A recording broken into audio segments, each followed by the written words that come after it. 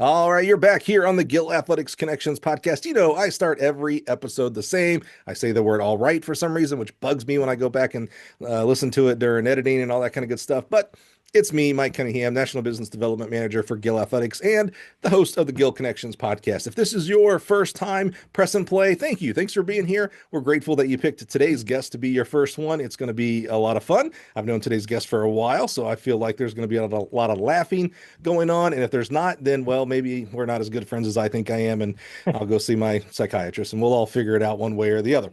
If you are not your first time, if you've been here before many times, thank you so much, man. Again, I am just so humbled when I see our daily and weekly and monthly listener counts. It's just amazing to me that people come back week after week, day after day, to listen to these amazing human beings who choose to be track and field coaches. And so for that, I'm completely grateful and glad you are here today. So speaking of today, you've already seen who it is. There's no surprises here, right? I titled these things with a guest name. I've known this guy for, well, ever since I've been to Gill, actually. Lots of different aspects he's been involved in track and field, and really might be, I don't know. I don't know if this is fair or not. We'll figure it out. Actually, there might be another guy, but we'll figure it out. Might be one of the guys that's like the most interesting guy in track and field. He's done so many different things, and I'm pumped to share those things and learn along with you. So here, help me welcome from Anderson, South Carolina, from the Anderson District 5 cross country course, the wise, the wonderful Mr. Rik Moore. Rik, how are you, my Hello, friend? Mike. How are you, buddy? I'm doing good, man. Good, man. Good. I'm a little warmer. It's been about 10 degrees for the past few days. Now it's up to about 30, which feels like, a little bit like summer actually. It feels really nice here. So I'm doing okay. Yeah, well, we're hitting 60 in South Carolina today. So had a little rain this morning and cloud, Good. but it's been a nice day. How low did it get this winter? Because a lot of people got some pretty cold temperatures this winter. Uh, lowest I saw at my house was 12. Oh, hey, that's cold Yeah. down there. We had we had several days we're in the teens, several mornings Yeah. in the teens. So and then we had sleet one weekend, and then weekend later we had snow. So it's Oh, jeez. That shuts it uh, down, doesn't it? When it snows, like there's just Yeah, no. well, fortunately, they were forecasting freezing rain and ice, which That's bad. really cripple us because Yeah. all the pine trees and power lines that are up and not buried. So we were fortunate that we didn't get that and didn't have a loss of power. There That's were a lot true. of people in the area that did lose power, but fortunately, it was not nearly as bad as they were predicting in the forecast. So Good. Good. so Good. we dodged the bullet. We I know dodged the that bullet. that ice stuff is really that's the scary part. I know snow's slippery and all that kind of stuff, but man, ice is Right. just that's bad news, man. No matter where you Yeah, are, and then that's and then bad we news. had following both of those precipitation events, there was a cold front that pushed them through, so that was in the low teens following it. So if it had it come down in the freezing rain, it would have iced over and stayed iced over on our road a long Yeah. time. Most of the schools in the northeast Georgia, South Carolina area, the public schools were out.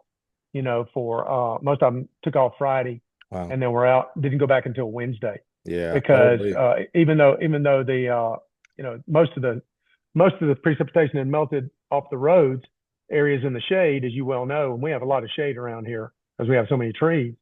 Those roads in those areas, stayed icy. In fact, I had a delivery that following Monday, and I was at home waiting on the delivery, and he couldn't bring it in. I had to go out and meet him because he couldn't come in on my road because there was one Wow. section that he might have trouble. Yeah. So I had to go out and unload the truck in my truck out there. So out in the middle of the street. Dude. Oh So man. that was dedicated. I got the delivery though. You I are, got well, it. I that's got it. an easy description of you, my friend. Yeah. Rik, I've known you for a long time, and I love people's different roles and things like that. And you've been a track and field coach, which we're going to talk about, which is amazing. You track specialty dealer, so you serve other coaches selling Gill track and field equipment, things like that.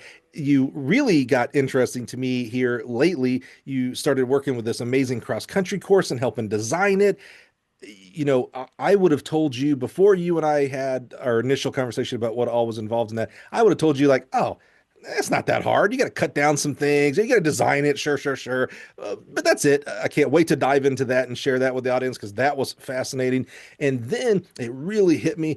This past December, we were at the ASBA, which is the American Sports Builders Association, a great organization that helps with sports building, so athletic facilities around the country, everywhere from schools, private homes, tennis facilities, things like that. It's really a cadre of amazing, intelligent people. And you were on stage talking about the coach's perspective, the coach's view of building facilities. And I was really, again, I've known you for so long, Rik. It was really like, I was proud of you. Like seeing you up on stage was really neat to me. Like, wow. I know, I've seen you on the track and talking with kids and coaches and things like that. Seeing you on stage in front of there were no coaches there in the audience. There were a bunch of Right. professionals in sports construction, and you held court, my friend. I just was so impressed. So I can't wait to get into each of those different topics. But the first topic is going to be something I actually don't know anything about with you, Rik. Okay. So assuming, and we know what assuming does, Yes. assuming that you were an athlete, where in the world does track and field start for you? Uh, 10th grade. Okay. Um, I I was a football player and a wrestler. Had no background. I had run one track meet in junior high. I ran the hurdles. It was the 120 hurdles. Nice. The old flip down gill hurdles. Remember? Yeah, dude. Killers, killers. So we ran one meet, and the football coach talked a bunch of us football players into running in this one meet as ninth graders in junior high. Nice. The following year, after football season and wrestling season, my good friend who was a good friend who's wrestled and played football with talked me into coming out for track. I weighed 165 pounds. He was the thrower. I went out and hung out with him. I threw the shot put my sophomore year. Wow.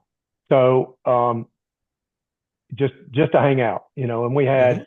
we might have had five meets. It was not it was 1975. It was not a big program at our Yeah. school. Is So this in Georgia? Are you growing up yeah, it in was at Georgia? Okay. Gainesville High School in Georgia. So Yeah, I know Gaines. it was not a priority sport by any Right. means. Right. So a lot of us, were out there just to hang out with our friends. Mhm. So that's where it started. And then the interesting thing that when I became a coach, that I look back on, I wanted to learn more about how to improve in the shot put, especially since I was small and weak because Mhm. I was really undersized.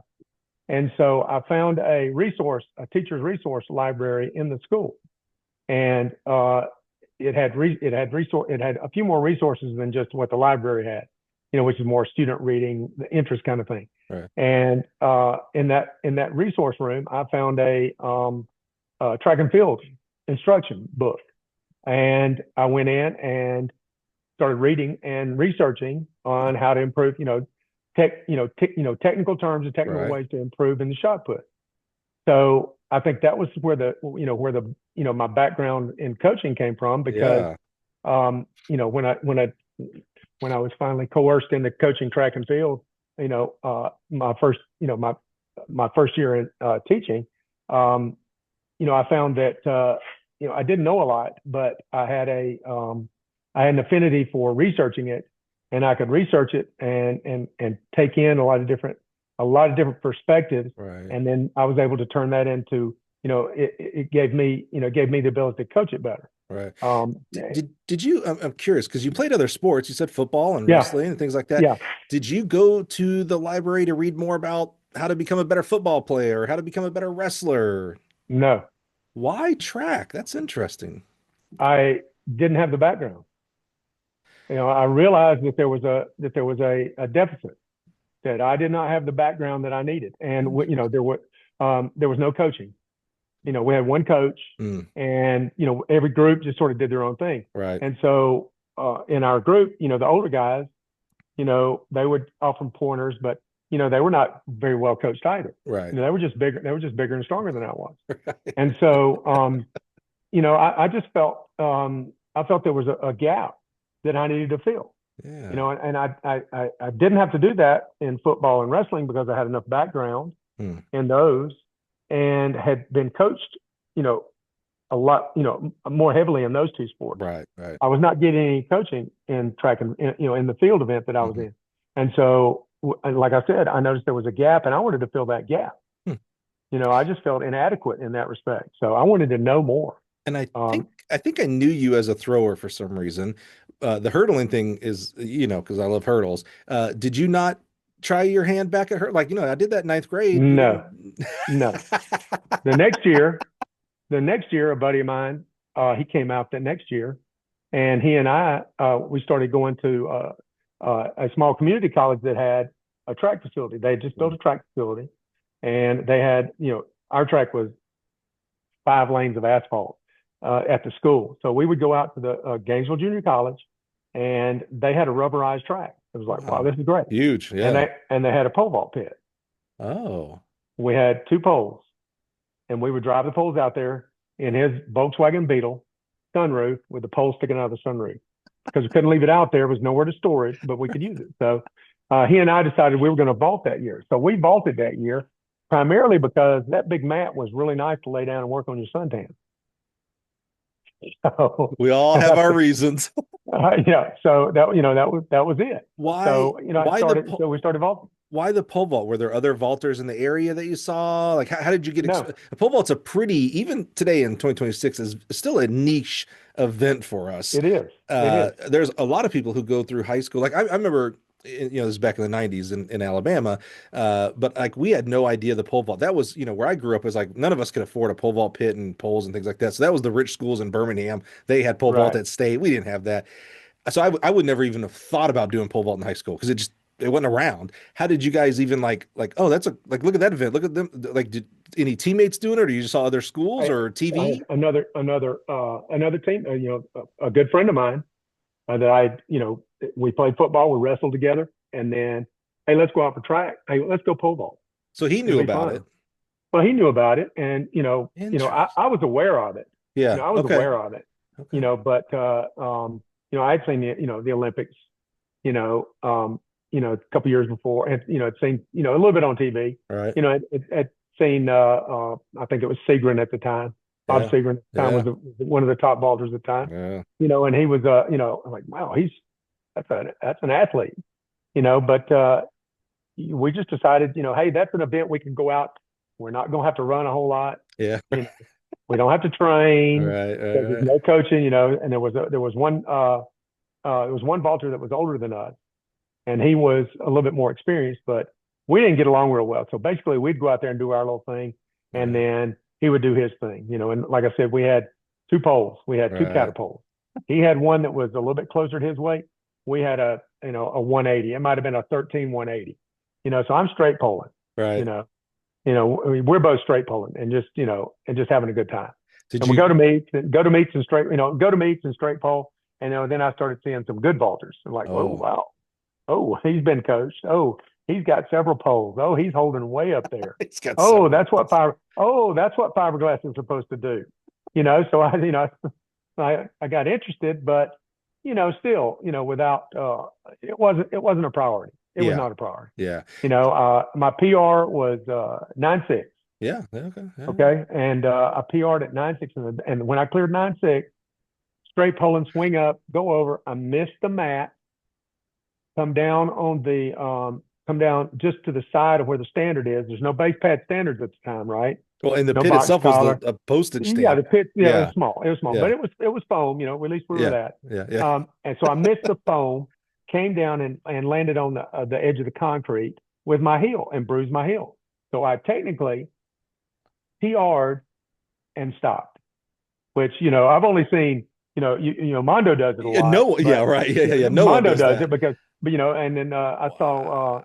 I've seen a couple other people do it because they're retired. Then you retired, took his shoes off, Right. Right. Right. that kind of thing. But I had to stop. Well, Wow. I never equaled that again. I thought, well, this is it. I'm gonna get better. This is it. I had a great day. I was on. Next time I probably no heighted the next 2 or 3 meets. Right. And Right. because the opening height was like, oh, we went to an invitation. The opening height was 8.5 feet. Like, oh, we got a problem now. That's We too got a close. problem. Yeah, and I remember this. These are the days of the triangular aluminum crossbar. Oh yeah. Okay. So, if you knocked it off, you better be aware that it's coming down on you because it's going to cut you, knock your teeth out, whatever. But the great thing about the aluminum crossbar, you land on it, then break it would bend and bow. You just take it out on the mat, take it out on the runway, straighten it back out as straight as you could, and get You, that thing up there. So I first of all, I can't fathom the person who invented the triangle. And here's the thing, Gill Athletics has a pretty long history in sports. It might have been us back in the day. I don't know. But it someone could have had to been. someone had to say, you know what? Why don't we make this thing that I know high jumpers and pole vaulters could potentially land on it, but let's make it triangular with sharp edges, not circle. We had circular metal back then, so I don't understand why we didn't go there. That's the first thing. Second thing was, as such a Or square metal. Why or not a square? Why not yeah, angle? Like angle.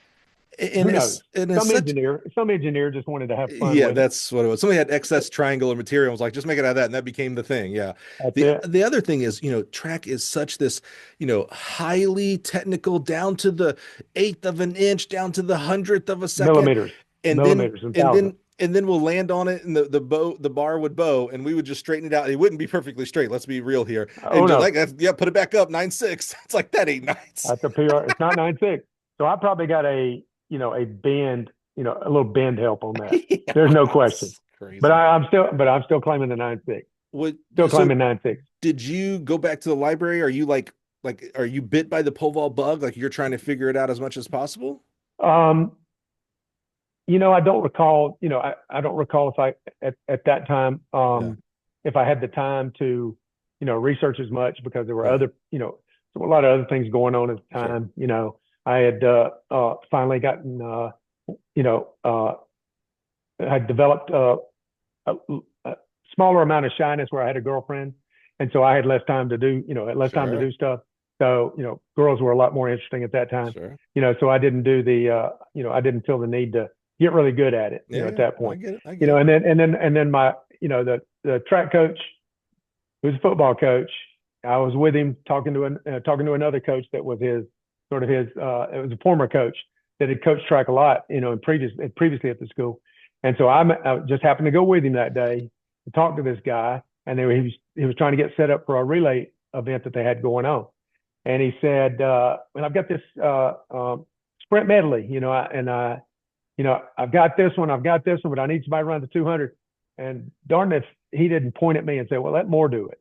He can run a 200." So I ran a 200, and of course I ran a 200 in this relay, and you would know it, but I made a great exchange, and then I ate it.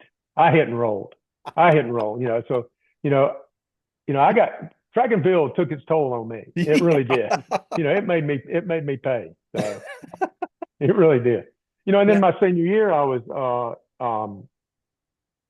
I had been accepted to UGA, and yeah. so spring came around, and instead of doing track that year, I had to work because Mm, I needed to make I needed to make as much money as possible, right. through spring and summer. So I took spring off and just Yeah. worked, Yeah. and was working a second shift job. I'd get out of school and then work four to midnight, Wow. just trying to make to get up enough funds, as much funds as Yeah. possible before I went to school in the fall. And then Wow. that was so after that winter, and that was in 1977, after wrestling, my uh, scholastic athletic career, Yeah. that was it. I retired from scholastic Yeah. athletics Yeah. at that point. Not So uncommon. Maybe even today. no, I get it's that. not. Maybe the work until midnight might be a little uncommon today, but yeah. that was just the shift. Now, I'm hearing, about, and again, not uncommon here, one coach and, and everybody's kind of doing their Right. own thing, things like that. So I'm not necessarily hearing, and maybe like, we've had coaches guest on the podcast before where it's like, man, I was in coach's office every day asking questions. I kind of knew, I didn't know, but I knew I was going to be a track coach. So I'm not necessarily hearing that with your track coach, but was there a football coach? Was there an English teacher? Is there, an adult in your life that you're like, man, because, spoiler alert, you become a teacher and a track coach. So, you had to be Yeah, something somewhere. happened. Yeah, Something something. happened. Was there anybody that you had a relationship with, or someone you're like, man, that person, if it wasn't for Mrs. Smith, I don't know that I'd be where I am. Any mentor or anything like that in high school, Um, I had a lot of mentors in high school. All my coaches were mentors, and hung on their every word, but as far as, at that point in my life, coaching and teaching and coaching was not anywhere in my field of vision Yeah. at all. Yeah. I was thinking I was going to be was going to work for the National Forest Service. I was going to get a forestry degree. Really? Yeah. And so that's what I went into, UGA, was thinking I'm going to be, I'm going to go into forestry, because I thought So I like outdoors. I like being out, I like being out yeah. on the trails. I like, doing this, like doing that, so that kind of fit what I thought I wanted to do, Yeah. and then, after, after a couple of quarters in Athens, and, talking to my advisors and looking at the workload, I had not been the most dedicated student. I was talking to a friend of mine. I was talking to a friend of mine just a couple of days ago, and he was talking You're to so me. nice to yourself, Rick. I love this. Yeah, You're like, I wasn't necessarily the best. I wasn't a bad student, but Right. I didn't have any. I told my friend the other day, he was talking about lockers and taking something home from the locker. Yeah. And I said, oh, hold on, Mike, I forgot to do something crazy. Oh. Power. I just got Oh the yeah, warning. don't run out. Yeah, Yeah. exactly. So Yeah. I You'll be right in thought the I middle told of this myself that. juicy story and it'll just be Yeah, and cut black. it all goes dead. So Hey, I'm sorry. we've had that before where they'll go to their laptop and they forget to plug in their laptop and it just Uh, dies. So it's all good. we're good now. Okay, I'm sorry. All good. So yeah. When I So saw what I can remember it like it was yesterday. When I saw organic chemistry was on there. was that part of like Yeah, forestry? forestry was hard. Oh, I I heard mean, I organic mean, chemistry is like the class that a lot of people flunk out and change well, majors and I wasn't even going to risk the flunking out. When I saw that, I was like, I need to segue into something else. yeah. This is probably not, what I want to try and do. But, Right. back to high school, back to why organic chemistry scared me. I did okay. I did okay in high school. Right. But I was telling a friend of mine the other day, he said something about locker, this and that at school. And I said, I never took a book home. I Mm, never took a book home. I went to class and I took tests, I did whatever, but I didn't take a right. book. I never studied. Right. I mean, I just didn't. I mean, I didn't have, I Right. wasn't failing, I wasn't making A pluses or anything, Yeah, but, yeah. you know, I got by, Right. and, I didn't say, I didn't see it was it was a Yeah. priority. Yeah. I had I'm very sports, similar. I agree. had sports and friends and girls and, Yeah. Yeah. Yeah. so, my days were full, So, it was so go, go, go until I go to sleep. how did you pivot once you saw organic chemistry was in year two or something? You're like, And I well, got shocked. we're not going to get there. Yeah. Well, how did you That, figure out what to pivot to? um, I can't remember if it was in conversation with my parents, and, I think my mother said something along the lines, well, you were good at sports. Why don't you look at, becoming a coach? It's not becoming a teacher, it's becoming a coach, Oh, wow. and so I looked into it. And so I went over. So that spring, I switched my majors into health and physical education. Back then it was HPERD. It was health, physical education, recreation, and dance. And dance. I Okay. remember And this. That's dance was in crazy. there. Yeah, it was Yes. in there. So, Yes. and the great thing about it was, those dancers are in the same building we're in. And so I was like, that was a great experience. Like, Yeah. seeing dancers come by, Yeah. at this point, now I wish that I had signed up for more dance classes Yeah. or You, any dance classes, because I would have been, like, guys don't show up. And like, yeah. so You know, when I was teaching at Mill Creek, I would tell guys, if you really want to be a hit with girls, sign up for the dance class, because they yeah. will treat you like you're golden, because you'll Yeah. be the only one in there. Do, You do, might be one or two guys in there. do So, you know, or at least know the name, Randy Huntington? oh, I don't believe so. Longtime coach, coached Mike Powell and Willie Banks back in the Okay. day, and Okay. now just finished out a long time, 10, 15 years, coaching a lot of members of Team China over in China. So he totally revamped their whole, they had no one Yeah. on long jump, and then they went one and Yeah. three, and then one Yeah. sort of, yeah. So Randy was just a guest a few episodes ago, and there's long, Coach Willie Banks and Mike Powell. There's, he doesn't need any more resume than that, right? And he Yeah. talked about he went to school at Oregon just to go. He wasn't going there for track back in the day, and the dance instructor said, "Hey, we have no guys. I need a guy." I need you to be in this dance troupe. And he credits what he learned in a lot of his warm up is based on things that he learned in That's it. dance. It was That's awesome. it was real. Like, so when you said dance, I'm like, man, dance is bigger in our sport than I think we either Yeah. give it credit for, or maybe we're not paying attention enough We to don't what even they're realize. doing I in think that you're right. world. Yeah. Dance and yoga. Yeah. Yoga Oh, yeah, is yeah, yeah. one It that, seems like a lot of people are doing yoga. I see that on they are. social a lot, It but has gone up a lot more, but but I not don't dance. see people talking about dance necessarily. So yeah, that's just No, you're interesting. But I absolutely do right. remember when it used to be the D was always at the end there. Yeah, There's D always was at the end. It health was part of it, education. and Yeah. they were adamant that D was on there. The Yeah. dance professors were like, Right. it's PERD, Yeah, yeah, yeah. PERD. So So you turn into a PE major essentially. I did. No organic chem with that. Nope, nope. Kinese, human physiology, Yeah. kinesiology. Those are tough classes. They are, but Yeah. these are things that I can touch and see and feel, Mm, and not just concepts, which I found out I'm a visual kinesthetic learner, yeah. and I can feel things. And so, with physiology, it was, I thought it was fairly easy because I had a cheat sheet because my body, I just had to remember where it was on my body. Yeah, yeah, And yeah. so, That makes sense. that didn't scare me or bother me, Yeah. and then the other things, that dealt with the teaching, the psychology of teaching, the sociology of teaching, all those kind of things were, Hmm. it turns out that those were, things that I was more attuned to, Mm, the math, the organic, that kind of thing, that's not really right. the way my brain, I didn't have the affinity for it like I do Right. for, for the more people element, Yeah, that makes sense. and then the physical element. So, Yeah. but So that's how I switched over. as you're going through your last few years at UGA and now this new front, okay, I'm going to be a coach, which is interesting.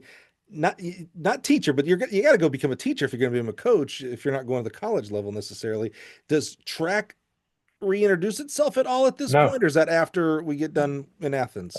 it's it's it's not even on the horizon. Yeah, Really? yeah. It was not. It was. Wait, so I was when you gonna. graduated, you didn't go straight into teaching and coaching? I did not. What I did not. happened? I didn't, I hold worked. on. I don't know this. So I graduated, and I had a really good um, um, student teacher experience. Okay, it was really good, both teaching wise and coaching wise. Coaching wise was really good.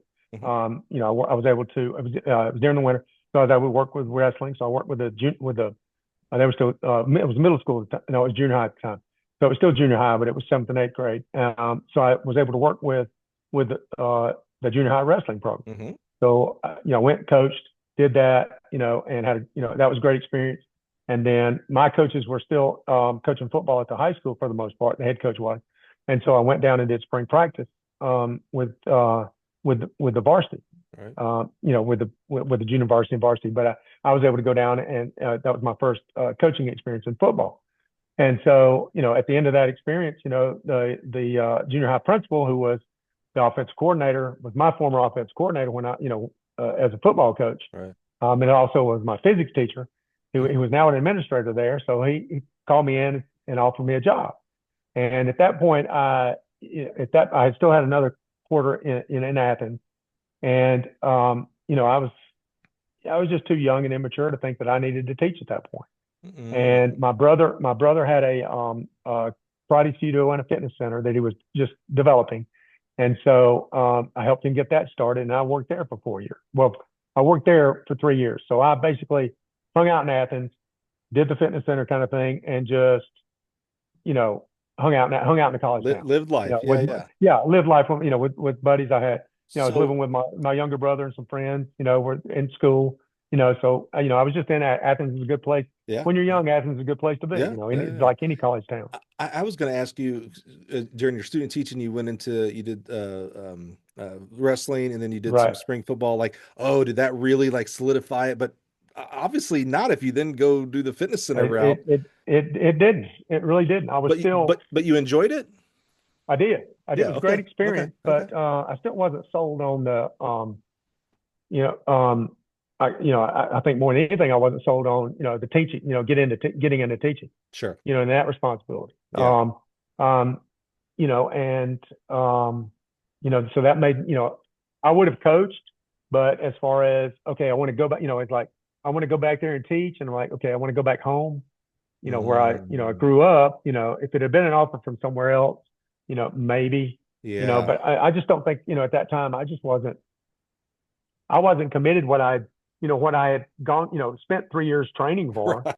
going to school and training for. I just wasn't Yeah. committed for it. Yeah. And Yeah. so what I had gone to school and, the schooling also, it sort of led into fitness center because, Oh yeah. it led into it, Yeah, because for it was sure. basically, it was training, it was Hmm. teaching and training, Yeah. it was just, a different clientele. It was in Yeah. with a It's different adjacent clientele. for sure. Yeah. Your Yeah, physiology yeah, classes. yeah. Yeah. Yeah. So, uh, so I did that for, I did it for 4 years. Wow.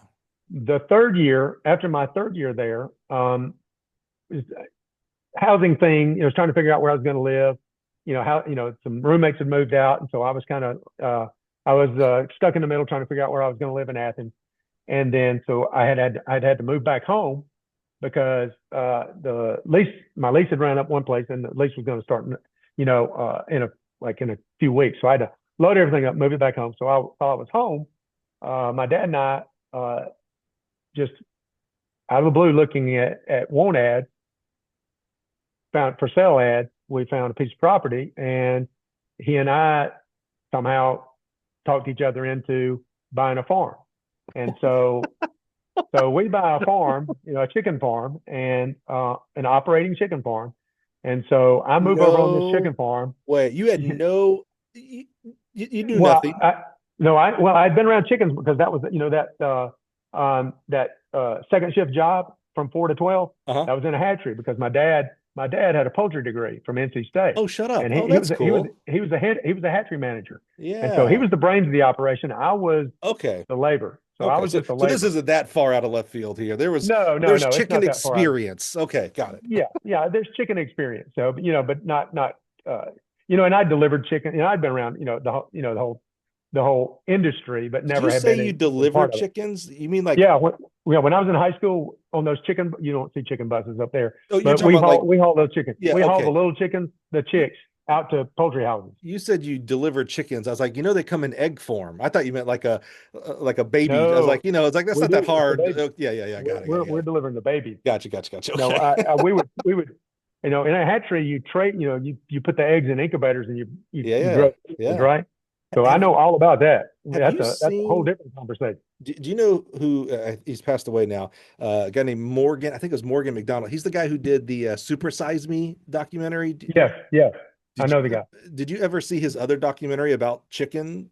Um, I didn't watch it because I was scared to. yeah, bro. That's what I was But thinking. I had enough, I had enough horror stories of my own. That's what I'm thinking. I couldn't eat eggs for a No, long bro. time. Uh, It's now Morgan has his issues with how he presents his documentaries. It's, Yeah. we all have our biases and what we want the final product to be, but there were parts where it was like, oh my goodness, like Well, this is not good. And by the way, we eat so much chicken, it's like, yeah, you're right. oh man. Yeah, yeah, yeah, yeah. Well, So actually being in it, bro, I couldn't imagine that actually. it was a little different. I mean, I, I had an aversion to some of the chicken products, Yeah, for a yeah, long yeah, time. yeah. You know, So you especially guys with buy the a hatchery.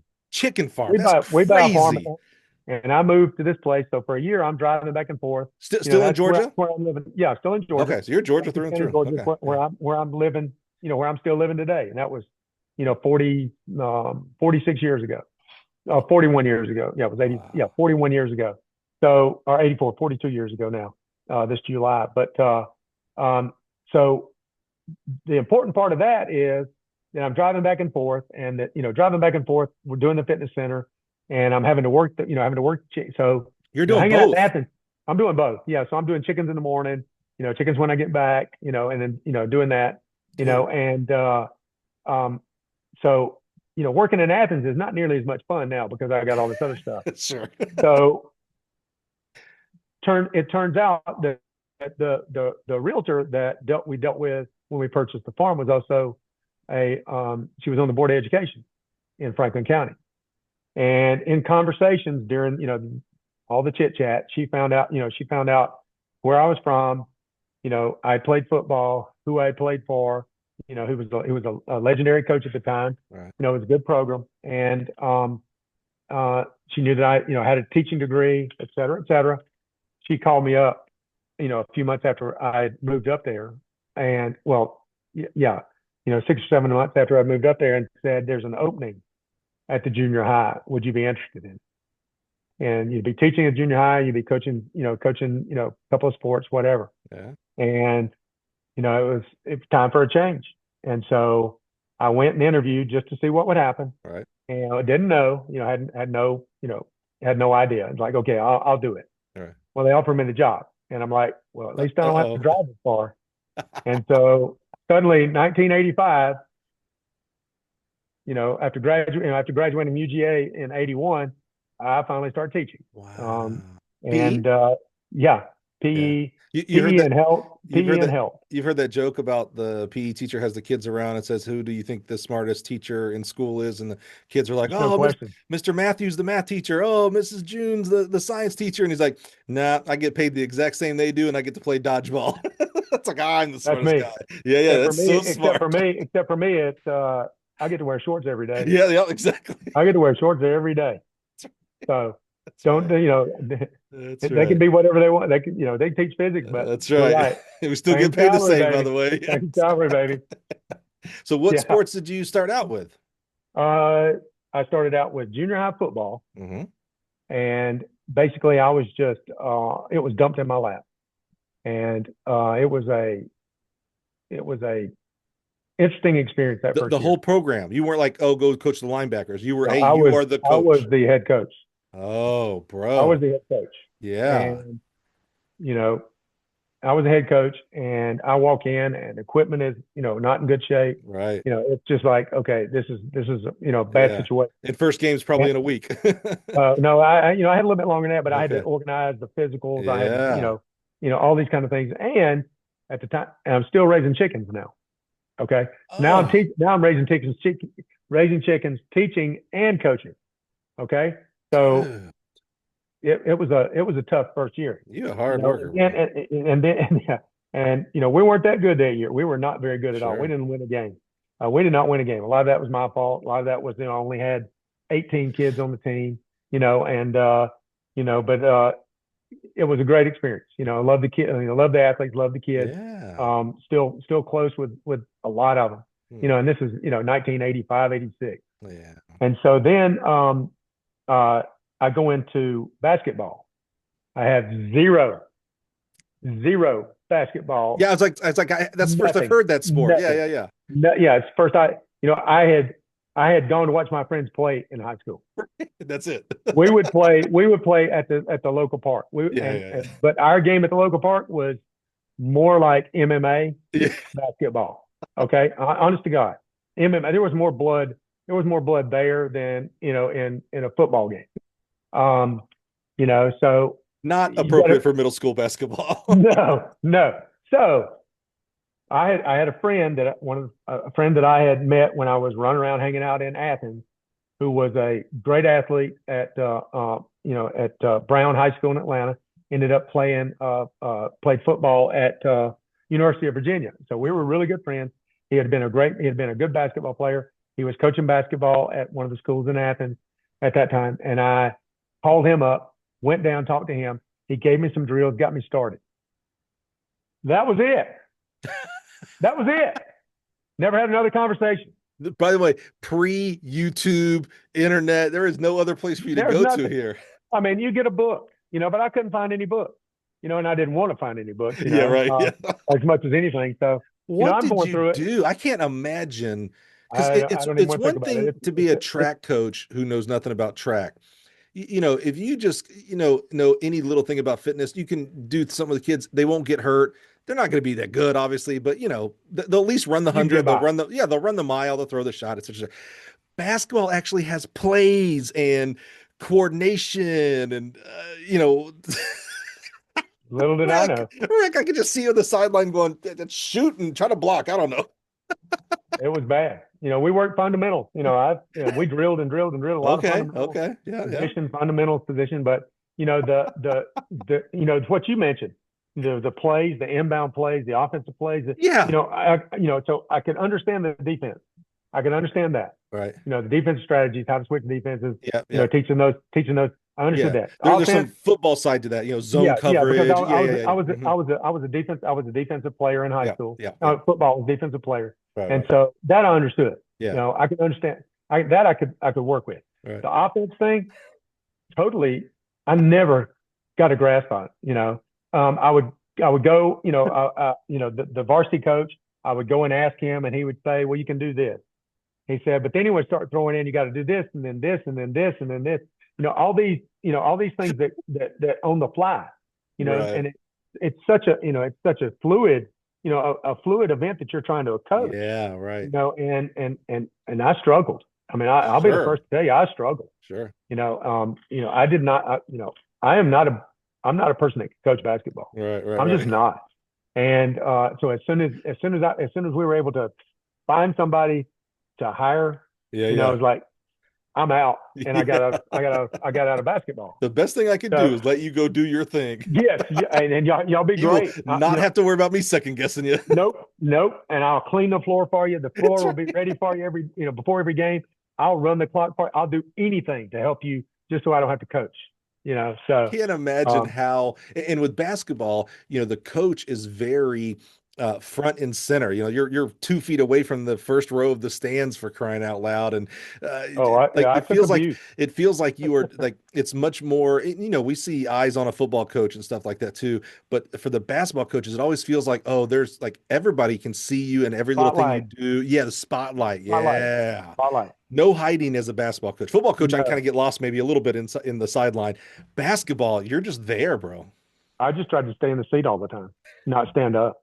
And unfortunately, that was when I don't know if you remember. That's when they put in the rule where coaches had to stay seated. Oh no, I didn't know that. And coaches were, in Georgia, and coaches were putting seat belts on their seats to keep them from Shut up. standing No, up. they weren't. I'm serious. I'm serious. There was a phase in there where the coaches couldn't stand up. Where you because coaches were just too abusive. It'd drive people So crazy. yeah. So fortunately, I was like, I'm fine with it. I Yeah, can you're coach like, I'm sitting good. I don't down. need no I seatbelt. don't want to stand up. I don't want to, I don't want to be the center of attention. That's not Save what your I'm here seatbelt. for. I'm good. That's I'll sit way down crazy. here. I don't care. I So do like the humility of it though, Rick, because I can see someone else being put in that situation going, look, I know I don't know much about basketball, but how different can it be? And, I talked to my buddy who's the coach and I'm good, and be very like, over, I don't know if it's hubris or, but, I don't want to call it arrogant, but, not understanding some humility and saying, hey, man, I do not know what I'm doing here, guys. I'm going to do my best, but I don't know what I'm doing. So I like the humility of just like, all right, man, I'm here for the kids. I want to help the kids. And I know fundamentals. Okay, we're going to work on some fundamentals, but I'm not your basketball I'm limited. guru. I'm Yeah. limited. Yeah. I love We that hey, humility. we did a lot of fitness though. We Yeah. stayed in shape. Yeah. We Right. stayed in shape. That's I right. could figure out a lot of training. A lot of We training stuff. we may have lost by 30, but we ain't tired. We're not tired. That's the truth. The 3-point shot came in at that point. Oh, When I was yeah. coaching. Yeah. So guess who had to? I had to paint a 3-point line. Oh, So the yeah. varsity coach came over. He and I painted 3-point lines. Not Dude. like it's not. It's not. It's like I was talking to a friend of mine the other day. Got a lot of coaches now. They're push button coaches. They push them. They expect it just to happen. Yeah. Yeah. Yeah. Yeah, coach, you got to put a 3-point line down. You made it happen. I'm Yeah. on it, baby. Tape, tape, tape, tape, paint it. So So tell me, these are all growing things. after basketball season, you got to coach the greatest sport. You got to go into track and field. I finished the week after. So it was about a Thursday. The season had ended. We had been put out of the tournament, graciously, and it was Thursday, and I'm sitting down eating turkey tetrazzini in the cafeteria. It was they made the greatest turkey tetrazzini, and the superintendent walks in, okay, and I, and the teacher's tables here, and there's kids tables are all around, Right, right. we didn't we didn't have it where we sat up on the stage away from everybody, and the teachers ate in the lunchroom. We didn't go to rooms, and the superintendent walks in, and everybody's like, "Oh, the superintendent's here. I wonder what." He comes over, sits down next to me, and he says, Travis Moon says, he was the superintendent at the time. He had hired me, and he comes over and says, "Coach, we got this little region conference track meet that we're doing in a couple of weeks. Would you think you could practice, the boys practice them during school, and then just basically it was, hey, you got your CDL, can you drive them over there? Yeah. Okay. Okay. So, and I'm like, Mr. Moon, I'm worn out. Yeah. Oh, I'm yeah, dead tired. sure. Yeah, yeah. I'm wasted. He said, well, it would really help the kids out a lot if you do it. I said, okay. I Done. thought, well, Yeah. I get this kid and this kid and this kid.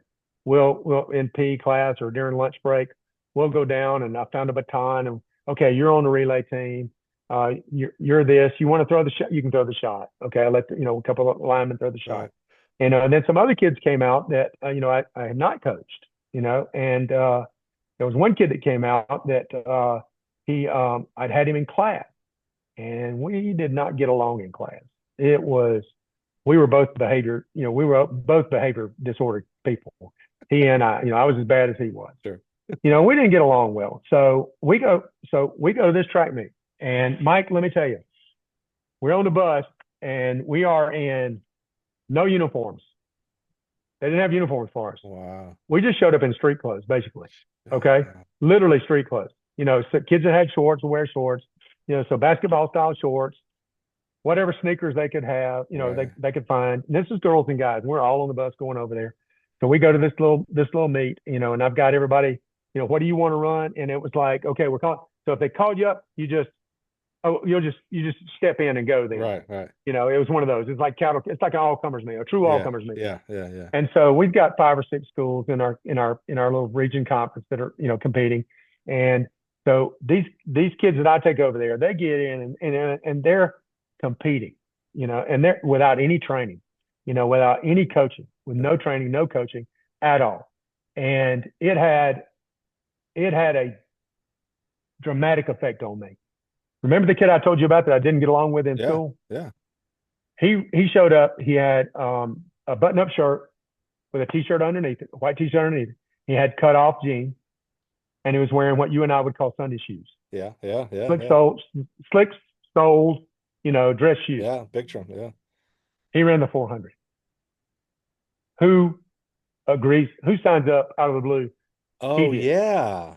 I mean, out of the blue, like everybody's like, "Oh yeah, I'll run the 100." The Maybe 100. Yeah. Yeah. I Of want to run. course. I want to run relays. I want to run relays. He runs the 400, and he runs it, and he was physically pretty talented. He was athletic, Right. even though he was never on any teams because he was always in trouble. Yeah. But he ran the 400. When he finished the 400, he is puking out everything he had, but he was ecstatic. It was success for him. I think he said, Wow. he won a medal. He won a ribbon. We didn't have medals. It was ribbon, Mm-hmm. but he won a ribbon. And what he did impacted me deeply. Yeah. I remember on the ride home thinking, this was bad. Of all the people out there today, I was the worst one out there because I didn't prepare these kids. Wow. So I'm at lunch the next week. The superintendent comes walking in again. He comes in, he sits down, he thanks me for taking them, and he said, "Well, if we were,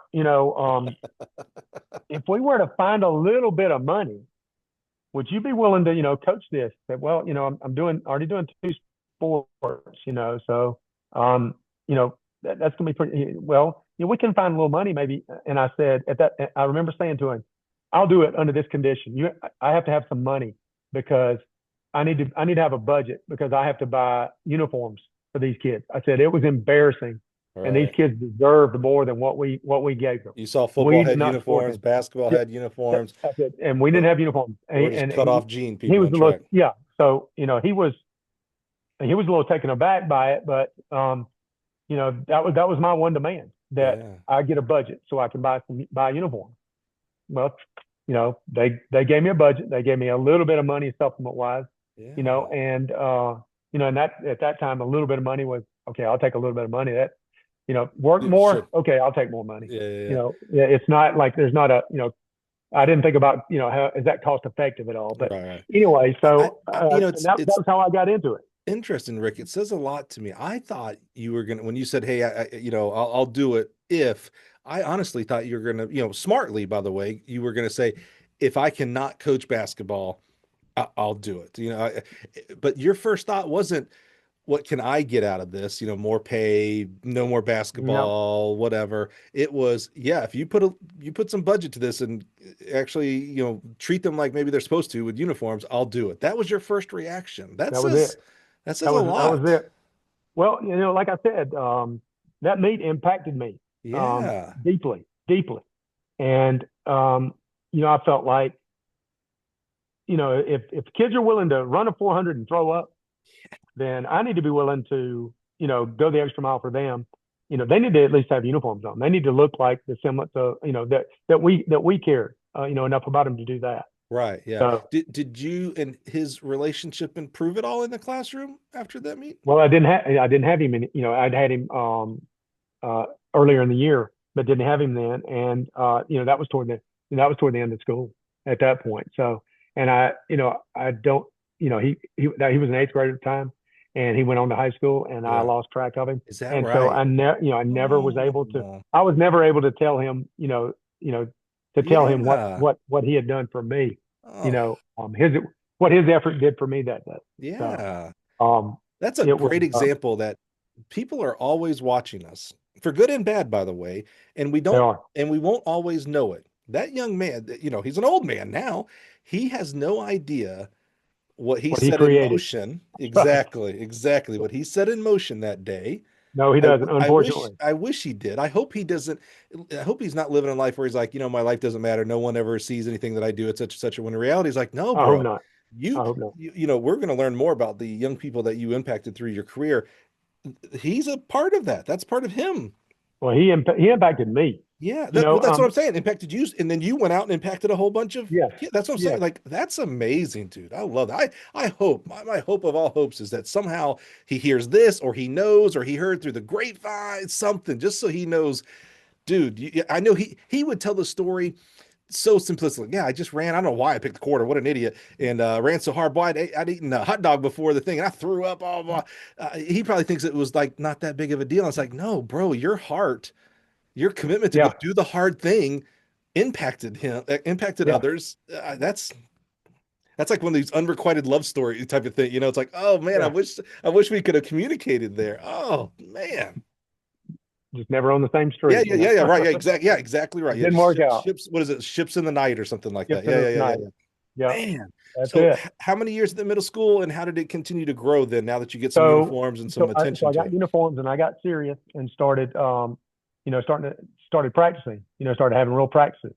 So at that point, when I committed to it, the next spring, there was a long-term coach who was at the high school. Her name was Jan Taylor, and she had been a long time um, cross country and track and field coach. She also was a primary force behind.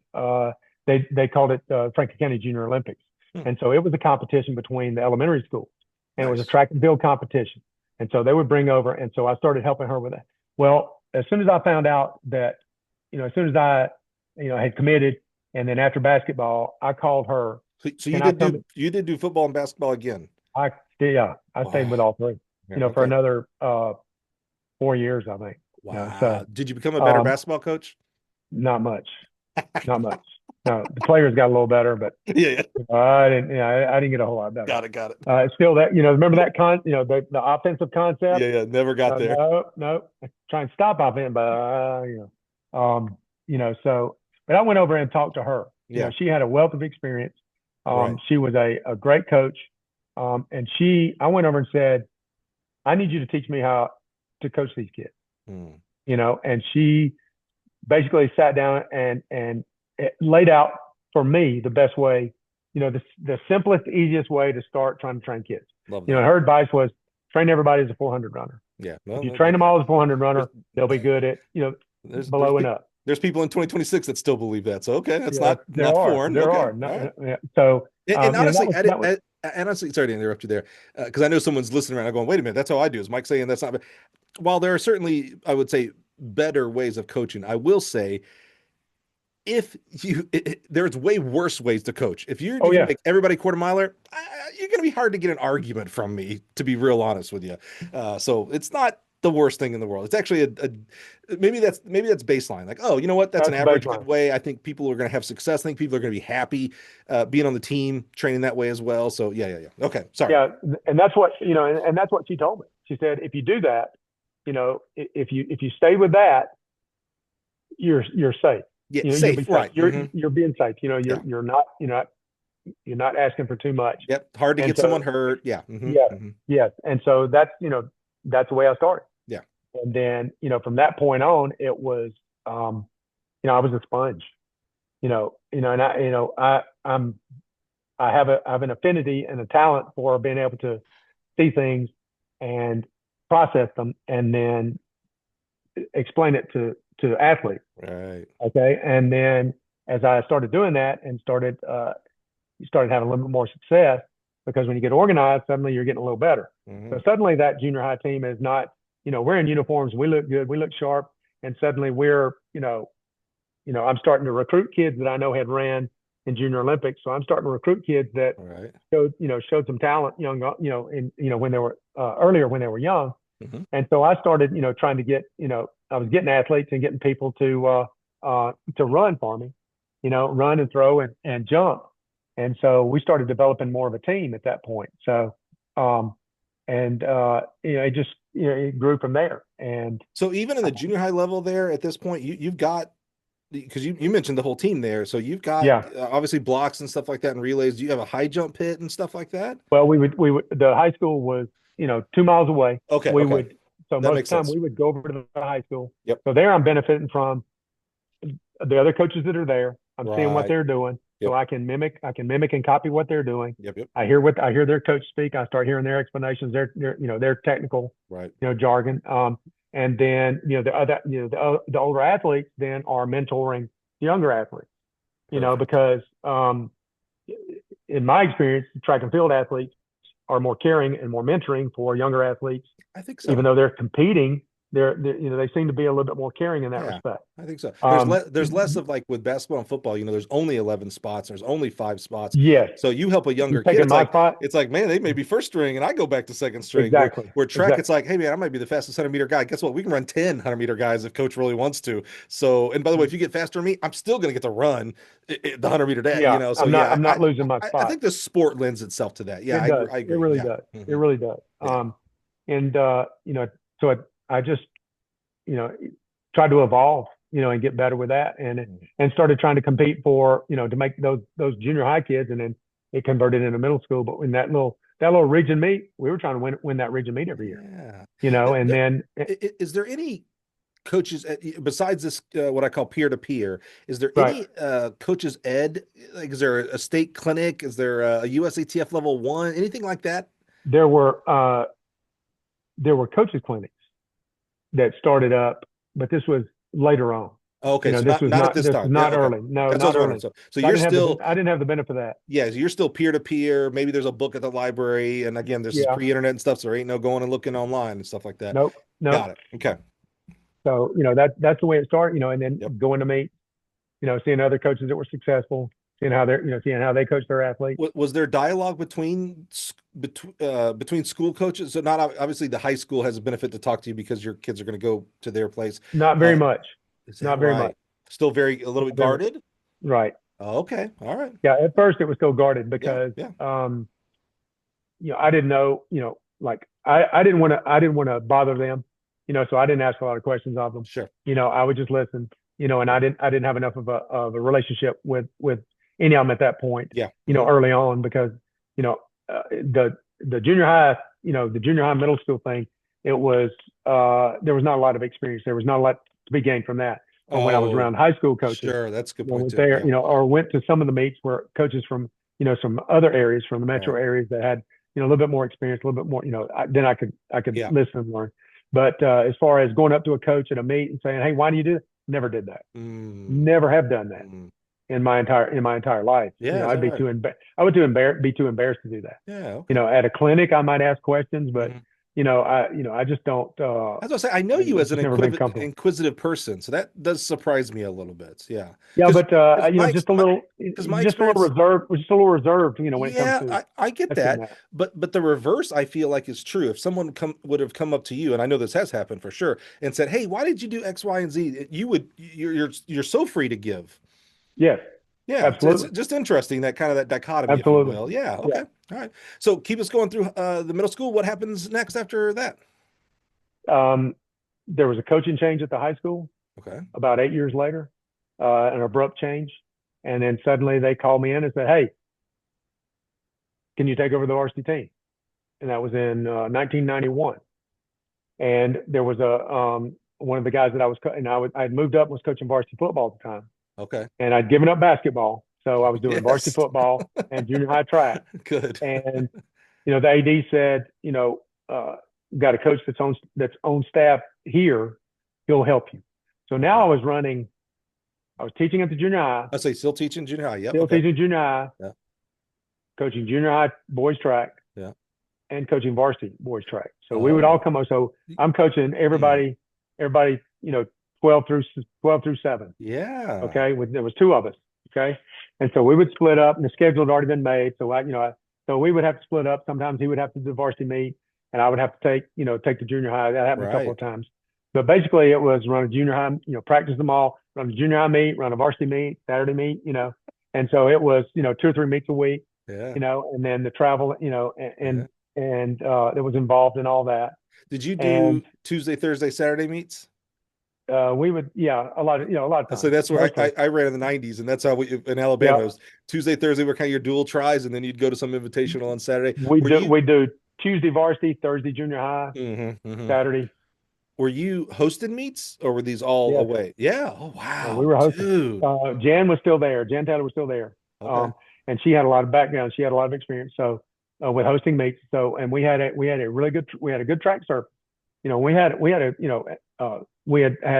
a good bit of support from one of the board members who had sons that were involved in track and field, Yeah. and so out of the in the middle of nowhere, we have a rubberized track, we have pole vault mat, decent size, we have high jump, we have blocks, we Dude. have a discus cage, so it was and a lot of that was that Jan had pushed for it, and she had worked for it, and she got some Yeah. support from the board, Sweet. and so it was a great way to start instead of having to go, on a 6 lane, Yeah. oh, we're on a 6 lane asphalt track, Asphalt. Yeah. yeah, so it was so that made the job a lot Wow. easier. Yeah. So then Did because you we have know? that stuff. Did you know?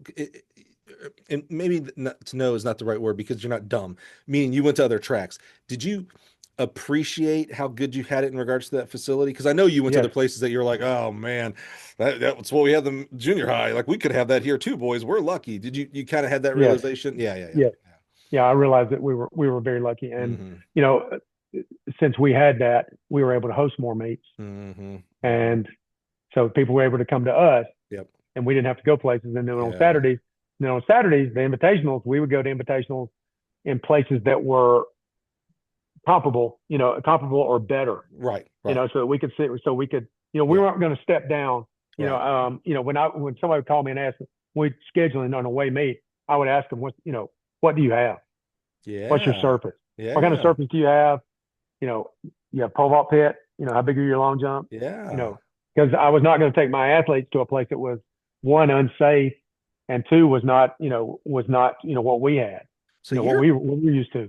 you're fully into you are I know you're coaching football too, but you're fully this isn't like I'm a volunteer helping out. Okay, you needed No, someone to coach. You're track coach Rik I'm Moore at I'm this point. I'm bought in. I'm bought Yeah, in. Yeah, yeah, yeah. If you're asking these bought in. questions, yeah. Yeah, I'm Wow. bought in. So Are you at this point, are you, I'm gonna call it specializing? Like, are you paying more attention to the vaulters? Are you paying more attention to the throw? Or are you still like, oh man, I've got to pretty much coach all the events here? I'm coaching all the events, but I started to lean heavily on the field events. Hmm. Because I found that I was at that point I was able to technically explain and Mm-hmm. technically work the athletes a lot better Mm-hmm. than I had not developed I had not developed the skill working with the sprinters yet, and definitely, and we didn't have much in distance running. We didn't have much distance running. Our Mm. community had no sidewalks. It was dangerous. I mean, you just, there's nowhere to run. Yeah. So it's not a, it's a rural farming community. Your parents don't run. If your parents don't run, you don't run. Right. Right. Right. All that is not corporate jobs, not white collar jobs where, Yep. oh, I'm stressed, I'm gonna go run. It's Yep. Yep. I'm tired. I've been working all day. I'm going to come in. I'm not going to go run. That's the farthest Right. thing from my mind. So, Yep. Makes sense. there was no running craze with us. It's But amazing to me what you just described there. Still, like I have to be reminded sometimes, what you just described there was the culture of the town and how it yeah, affected the track team. Because you're right, yeah, you could easily go do the opposite and go, oh yeah, maybe a little bit better to do neighbor, a town that has more white collar. That oh, I'm stressed. They jog, they run 5Ks. The community yeah. 5Ks. Maybe a dad or two is a marathoner, or mom or dad, and the kids see that and go, oh, I'll run, with your And dad or mom, that's where your distance kids came and from. that creates a culture of distance running. And so Yes. it's hard sometimes to think like when we look at other programs and go, man, why, boy, that Coach Moore, he should have a ton of distance runners. They got a lot of talent, blah blah blah. And it's like, yeah, you don't understand the culture of the whole area. Even that's not. We might, you're right, we might have one, but boy, we ain't gonna get them out of the wazoo because we don't have the culture for it. So it's hard to sometimes remind yourself that just because someplace might look like what you think it is, the reality is maybe completely 180 to that. So Yeah. that's an interesting point to make there. There. That's a very. I mean, you know, that was not something I realized at first. It was something Sure. Yeah. over time, I'm like, well, there's a reason we don't have distance kids. Because we don't have any distance. It's not a running community. Right. Yeah. So and then so I gravitated towards the field events a little bit Hmm. more, had some success with the field events, and then started having, then I had some talented kids that came through and started having some success with the 400, 200, 800, Yeah. some relay stuff, and then I always seemed to have a 300 hurdler, that I could train, Hmm. could train up. It wasn't just speed and Yeah. rhythm. It was, okay, you got to have a little guts, got to Yeah. have a little strength, and we won state, 3 years later, we won state meet. I had a No couple of twins. way. I had a really good group, as juniors that year. So we won state, that year, and then we'll runner up the next year, Could you? and in the midst of that, I also had, we were scoring in the pole vault. I had good throwers, we were scoring in the throws, so, we were starting to look at things and develop things and, make things work, I for don't what we had. I don't want to skip over that your team won the state championship. Most coaches go through their careers and don't win a team state title. Heck, Oh yeah. don't have an individual state title. So this is a special thing. Could you, I mean, I want to think back to when you won the state meet there. Like, could you even fathom? I mean, you go back not too back in the past a little bit, not too far, and Not too far. you're a junior high coach that they've never had a meet before, and never had Right. a Right. track coach at a meet, no uniforms for crying out loud. And then within a very short amount of time, you're winning the state title of Georgia, by the way. Let's not put down Georgia high school track and field. That's been strong for a long time. That had to be emotional, special. Something that had to be significant. It was for us. I mean, it was for us, for the athletes on the team, and for me, I was the only coach at the time. I was out there by myself. It Dude. was, but it was just another day in the community. It's not, no parades, I was gonna say you didn't get a parade, no yeah. parades, no days off, no, Wow. you Did you know, get to design like did you do the whole design of the championship no ring thing? rings. Oh, We got no rings. wow. Nobody said, hey, well, you got to. It's like, Your superintendent didn't come over and say, "Hey, coach, good job." nope, nope, Shut up. nope. It's Because just the way it because was. because it was track or because that's how athletics were? Like if you would have done this in football, would the same atmosphere No, have it was because happened? it was track and field. Okay. All right. Okay. Wow. I mean, you'd literally probably have a parade today. Rightfully so, by the way, if you won track state championship. Now, there's a lot of Who knows? state Who championship knows? teams that do. But you know what I'm saying? That in general, They like do. there's a, They there's a do. lot They that do. do. Man, did that make you feel any way, or was it just that's Yeah, it hurt me a little bit. okay? It was a little hurtful. Yeah, for Um, sure. and it made me question, well, why am I killing myself out here for this? And then, so I had some doubts, And then I realized I was doing it for, those athletes. That's what that was it. That was that was what was important. Yeah. It wasn't anything else. It was, we do what we do. Yeah. We do what we do, and so, from that point on, we became a pretty competitive and stayed competitive the whole time I was there. Even when we were, even when we were not as athletic, we would still, get in there and, we might, so we wouldn't have the depth. We won 3 region championships while I was there, 1 state title, state runner up. And then, my goal was always to finish higher than everybody else in the region state meet because, we would pull in quality points, and so that's where I really started getting into the field events because I could spend a lot of time and make a big impact. So at one point we won, what did we win? We won 5 straight pole vault state title, 6 straight, excuse me, 6 straight. How many different pole athletes? vault state title? 3. One won 3, one won 2, and then one won 1. And in the middle of that, lost one of my vaulters to an accident, a single car accident.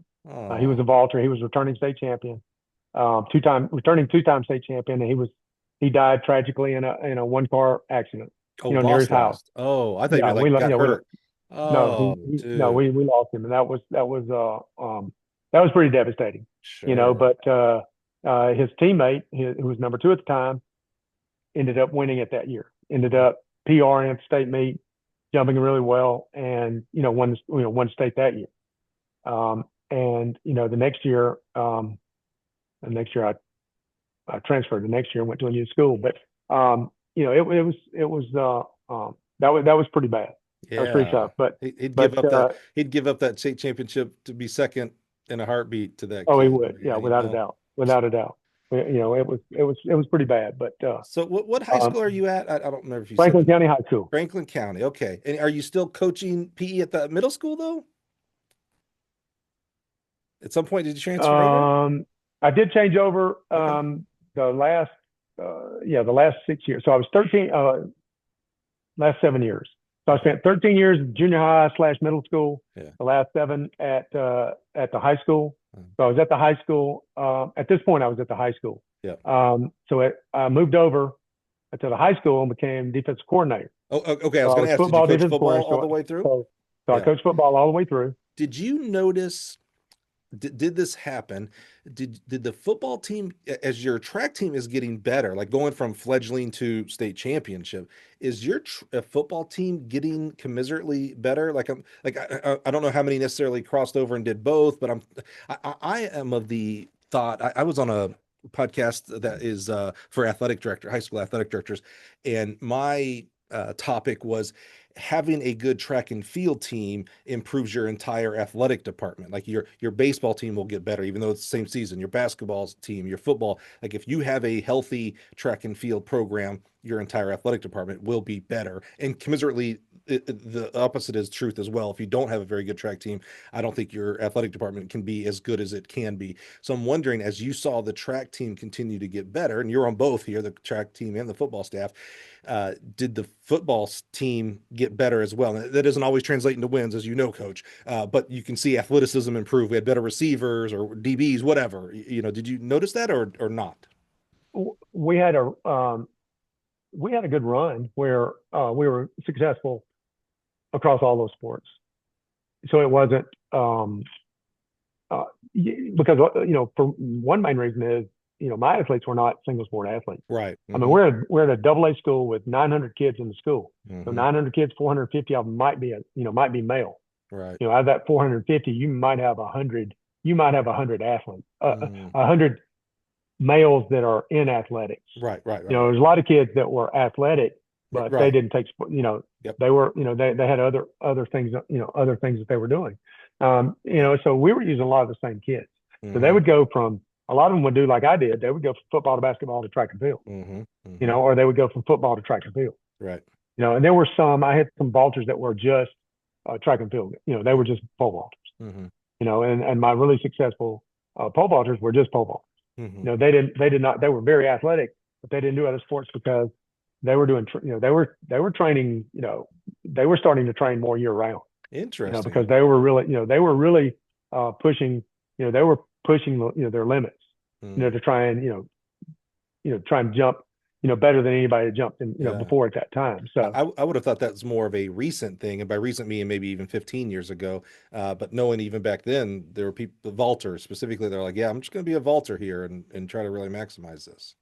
yeah, the top four that I had at that school, during the last, the last, 5 or 6 years, that run that I had, they were all just vaulters. They But were just vaulting. but there's no at this point pole vault club, private coaching, tutor, like here you trip over a It had started a little bit. I had my top vaulter at the time. He was during football season when I was busy in football, he was training with one of the coaches at UGA who was doing some club stuff at the time. Yeah, okay. He would do that. He was the only one that did that. Yeah. But he also, he had, he was more involved he was the most involved in the pole vault of any of the athletes I ever had. Right. Because he was, they would travel Junior Olympics. They would go, he and his parents, they would go to everything. Right. Washington, his freshman year, he jumped, he went to Washington and competed. Wow. Baltimore, they really bought into it. Yeah. So they, I had to put my stuff up in the fall. I was busy, right. And I didn't, and I couldn't coach two sports at the same time because that was illegal at the time. And so he was, he wanted to keep vaulting, right. During that time. So he searched out and went to vault with Aaron James at UGA. Yeah, so, AJ, absolutely. Yeah. So you said then after, I mean, I don't know how you got through the season with the kid passing away. That I just, to me, that's like one of the most ultimate. Yeah, absolutely. Yeah. You said you transferred, you changed changed jobs, changed high schools. Where and why? They recruited me. They asked me, would you like to come down here? Yeah, you had a little bit of success. You deserve that, sure. It was the right time for my kids too, for my daughters. One was about to go into middle school, one was about to go into high school, and my youngest was still in elementary school. And my wife and I at the time had decided that, we want to broaden their horizons a little bit. We want a more aggressive academic regimen. And so the reputation of Gwinnett County Schools, this is a brand new school. Wow. They were really, the Mill Creek was, the administration at the time was really pro everything, pro sports, pro academics. I mean, they wanted to be the best. Dr. Markham wanted to be the best at everything, and really push that. We thought it was, after visiting and talking to them, we thought it was, the good thing. We didn't move, so I commuted and my kids commuted with me. How far? And so, an hour every day. Bro. An hour. So we would leave in the morning. We would leave in the morning. They would sleep all the way down, and then they would go to school. Oof. I would go to practice. They'd have to wait around on me. Yeah. Or my wife might come and get them at, sometimes, but a lot of times it was a lot of weight. It was really hard on them. That's really tough. hard on them. Well, speaking of commute, what happened to the chicken farm? Well, still have the property, but we had gotten out of growing chicken. Okay. My mom and dad had moved over, and so my dad had taken over most of the operation. Right. And then as his health declined, we decided, okay, we're just gonna, we don't need this chickens. Anymore. Okay. So we just stopped growing chickens. Yeah. And okay. I just wondered, like, where did these chickens go? We had cattle at the time, and we were doing easier. that, but yeah, it's a little easier, but he was there, so it didn't require as much of my time. Yeah. And then so I was able to spend because I would sleep at home, I would work somewhere else. And that was about it. There was not a lot of time at home. Yeah.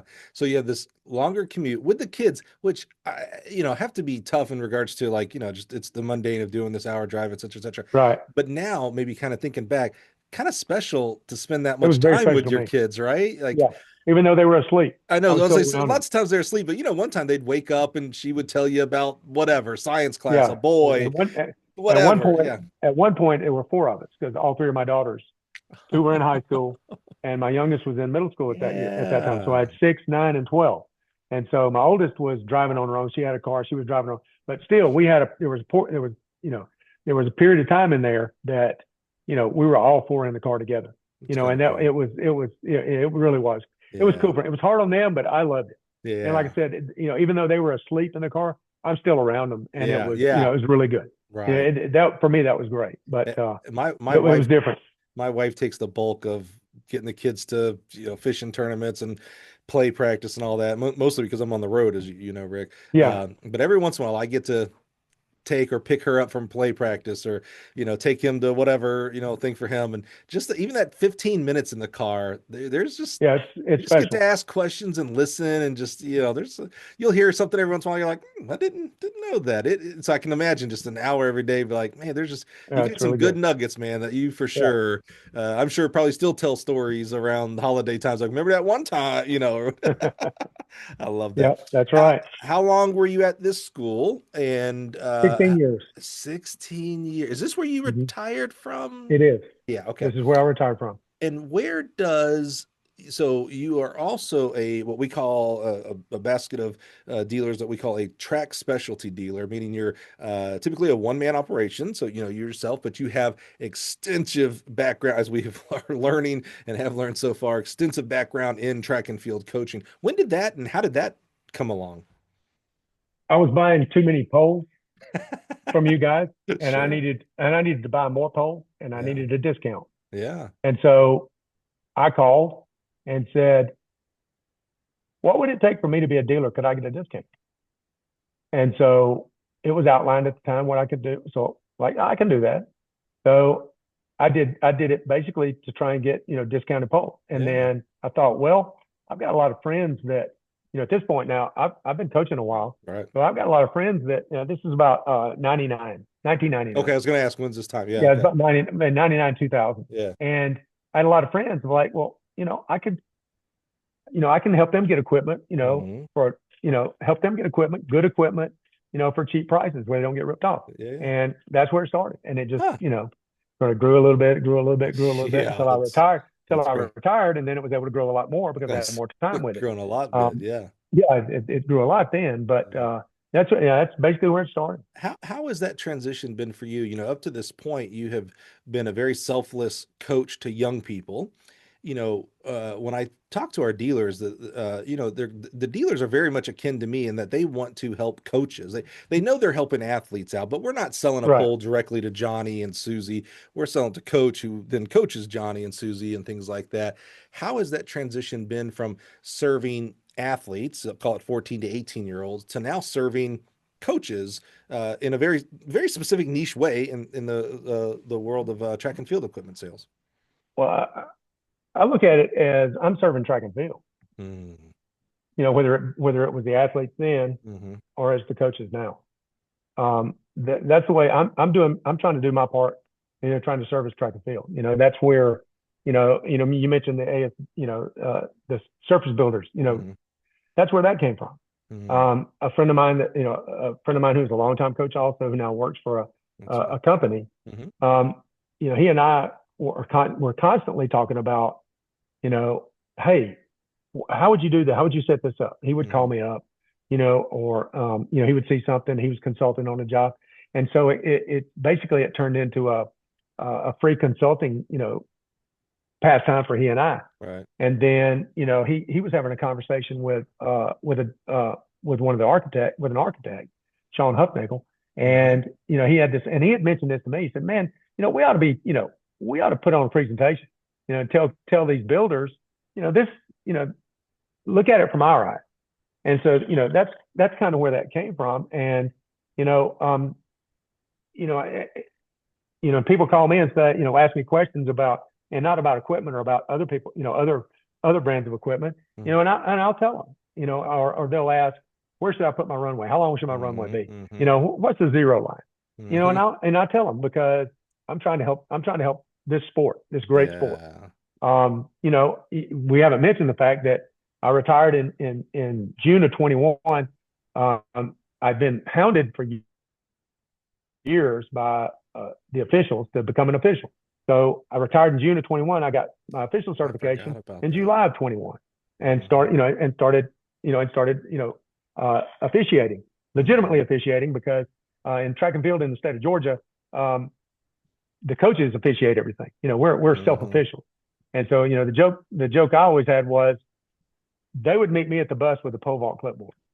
It's like, hell, he's running the pole vault. It's like, Right. so it got to the point where for about the last 15, I would not go to the coaches meeting before an invitational, simply because I was going to make them walk out there and give me the clipboard, because I wasn't going to be in there and say, "Oh, you got this."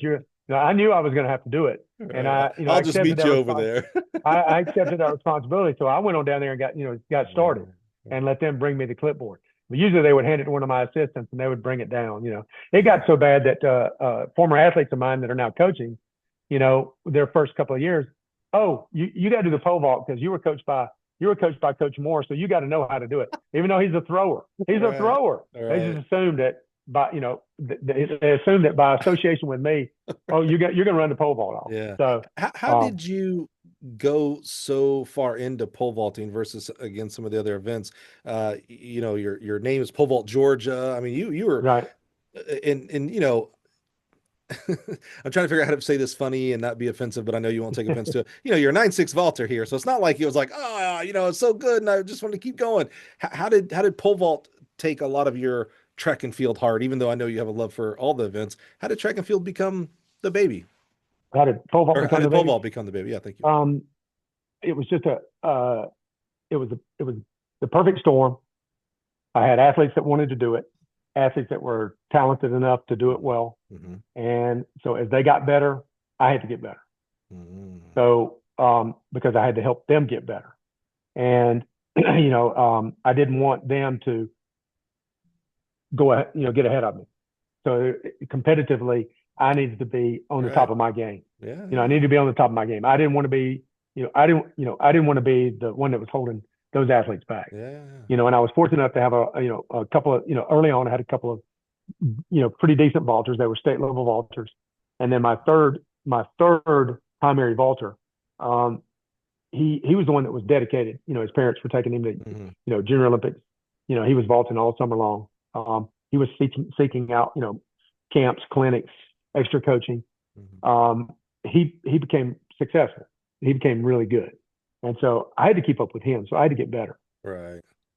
And so he won 3 state titles. He was best performance. He was the best performance at our state meet, which was an award they used to give. So he Mm. was the best performance winner for 3 years. He was the Wow. first vaulter. He was the first male vaulter in the state of Georgia to vault 16 feet. He went 16.3 at the mobile meet of champions. Wow. So he went 15.8, broke a long time state record, at the state meet.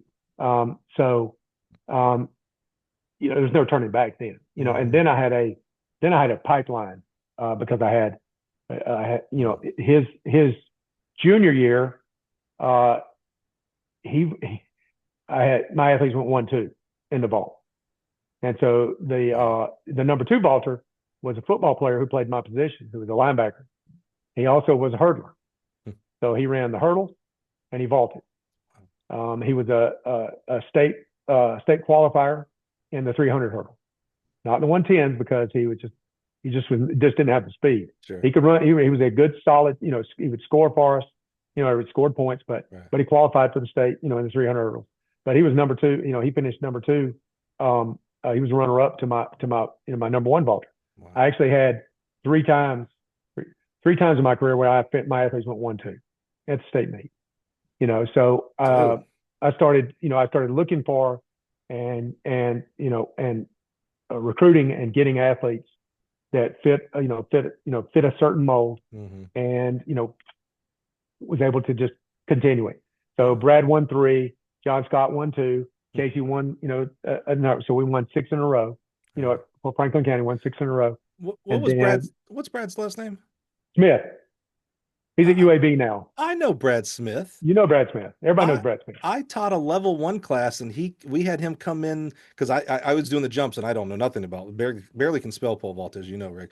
And so Oh my gosh. He was at Oh, Birmingham Southern at the time. yep. The coordinator of the level one, it's embarrassing that I can't remember his name. That's irritating me. He knew Brad and he said, well, hey, I've got a guy here at Birmingham Southern. It was the head coach at Birmingham Southern that said, hey, my pole vault coach can come in and coach and teach the pole vault if you'd Yeah, like. And I was like, yeah, yeah, absolutely. And it was Brad Smith. And that's how I got to know. And Brad said, yeah, Brad went to yeah, University of Georgia. yep. Yeah. University of Georgia, Yeah. vaulted there, Where, finished where's, third nationally his senior year. yeah. Where's he at now? He's at UAB. He's Is the he vault coach at really? UAB. No, he's not with Kurt. Oh, He is. I gotta reach out. I liked Brad a lot. I did. He So that's he your he kid. he volunteered. He volunteered Wow. at Alabama for a while. He was at Birmingham Yep. Southern. Yep. Mm-hmm. Volunteered at Alabama for a while, and Yeah. then now he's at UAB. He coached high school. Coached high school for a couple of years. He coached. He was a high school vault coach. 1 year in Yeah. Georgia, maybe a year at Vestavia. Yeah. Yeah. With Yeah. Yeah. Richard. Yeah. So and he won. I think he had a couple of athletes win a couple of state titles in high school. And then he's coaching at UAB now. What a So small world. I really liked it is. him. I say kid because he was young then. He's a grown adult now. Um, so Rick, I've had other vault coaches tell me that, adding girls and women's vault saved the event pole vaults. A lot of times we're talking about in the high school level. What was your involvement of, so you started coaching when girls not only, Weren't vaulting. I shouldn't even say didn't vault, they weren't allowed, which is still Right. just bonkers to me. And now Georgia might be one of the top, I don't know, 6, 7, 8 states that for women's vault, for girls Yeah. vault, it's Women's really vault strong here. quite amazing. Yeah. What was your involvement? How did that transition happen for you? It occurred.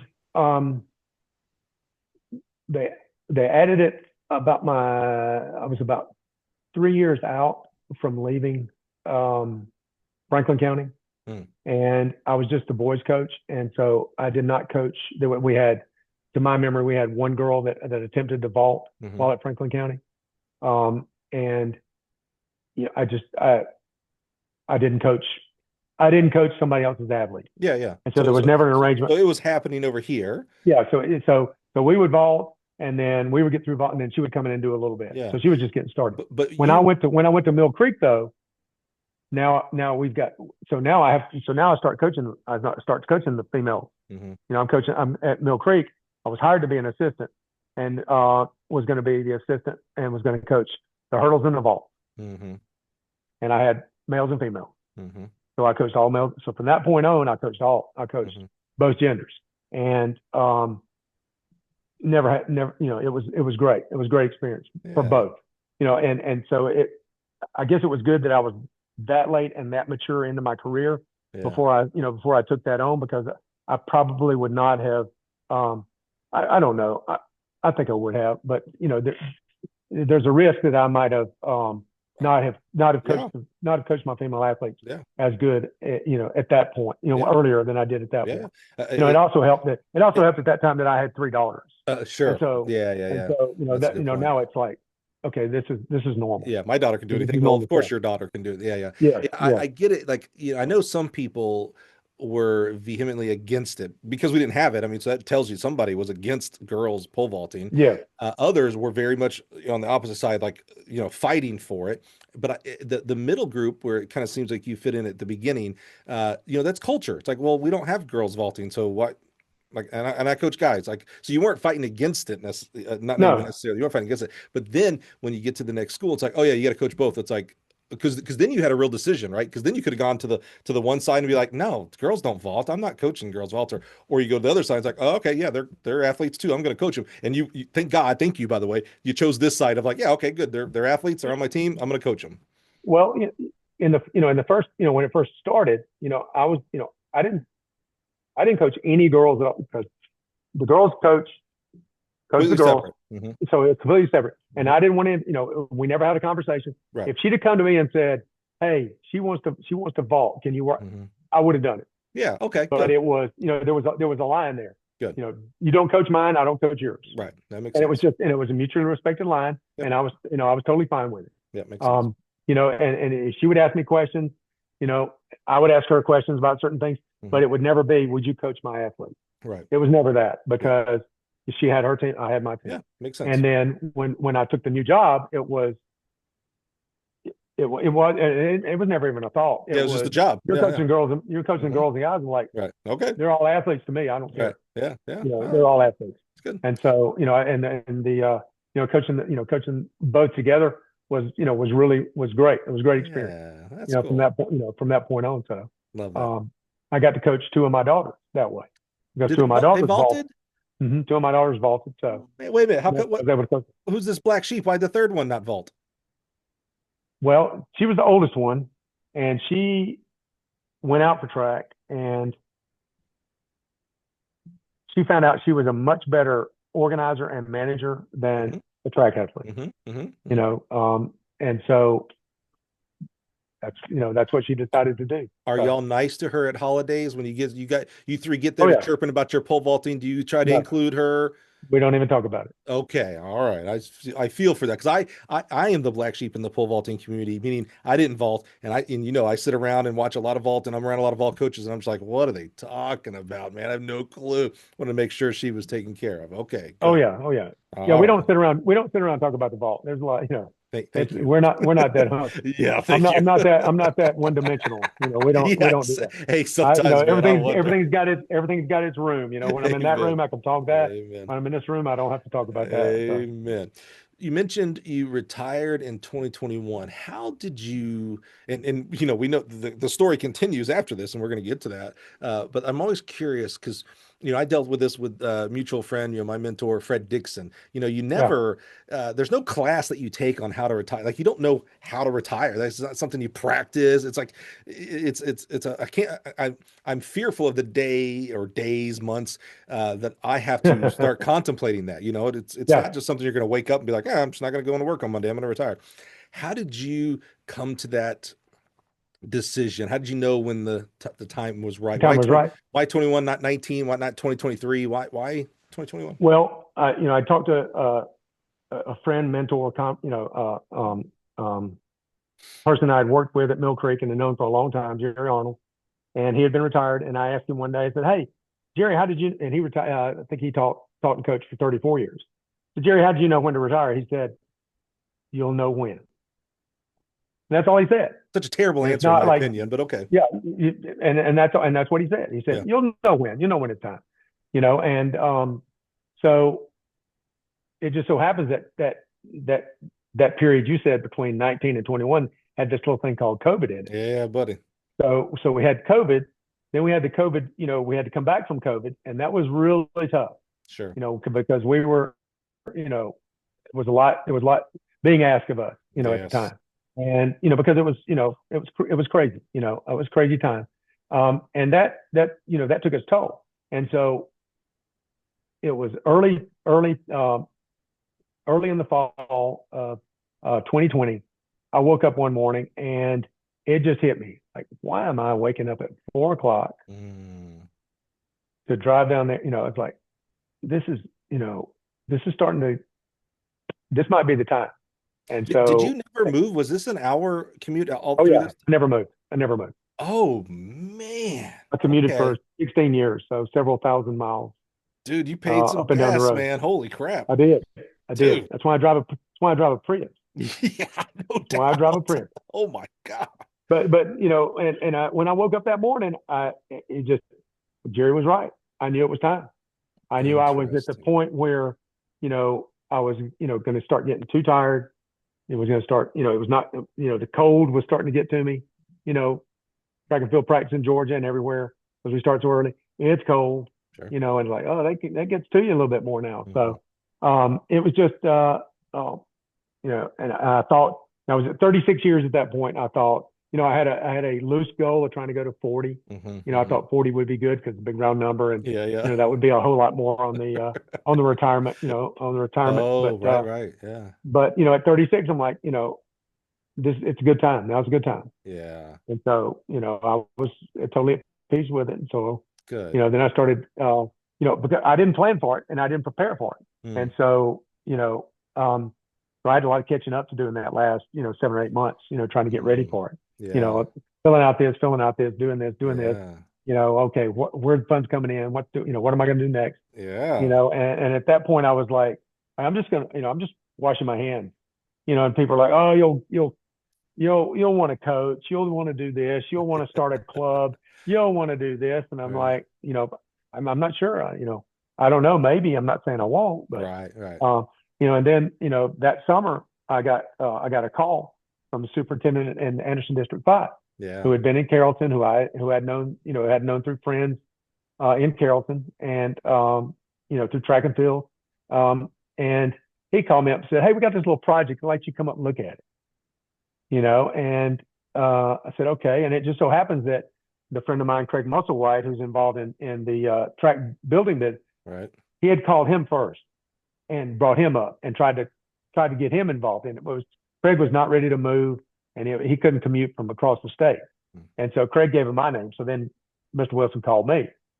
And so I came up, and we're in this meeting, and there's general contractors, and there's financial guys, and there's partners that are, the Y partners that are going into this project, and then, they've laid up on the board. And then I remember looking at it and thinking, I am definitely out of my wheelhouse now. I coached cross country, a couple of years, I last was couple of years, gonna ask. I coached, Yeah. just a couple of years, but it was, it was a little bit, it was better than the basketball experience, but, I really That's a didn't, low didn't bar. have much. I did, yeah, but I really didn't have a lot of time with it, but, you know, I did have a wealth of knowledge because I had started hosting a lot of meets. Right. When I was at we hosted at Franklin a lot. At Mill Creek, we hosted 4 times as many meets. Right. And so I knew about, meet director. I knew about setting up. I knew about Mm. all of that, all the preparation, and so that made sense to me. Okay. Yeah. I can prep for a meet. I can get ready for a meet. I can organize. I can schedule. Right. Those are things that I can do. And then as we got into it and consulting, they started asking my opinion on things and started asking my input. I started relying back on, things that I had done, things that I liked, trail runs that I had done, that type of thing, cross country courses I had seen. I had been helping officiate at state meets, Right. And had experience with that and seeing good big meets. So and at that time I'm a lot more mature and a lot, level-headed and could think better. Mm-hmm, mm-hmm. Which is, not to be underrated at all. Yeah. And so, Absolutely. I had a better vision about what it could be.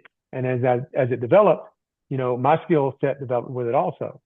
And so I was able to, put all those things together with it, and come up with what turned out to be, a great course. Now I can't take credit for the course itself.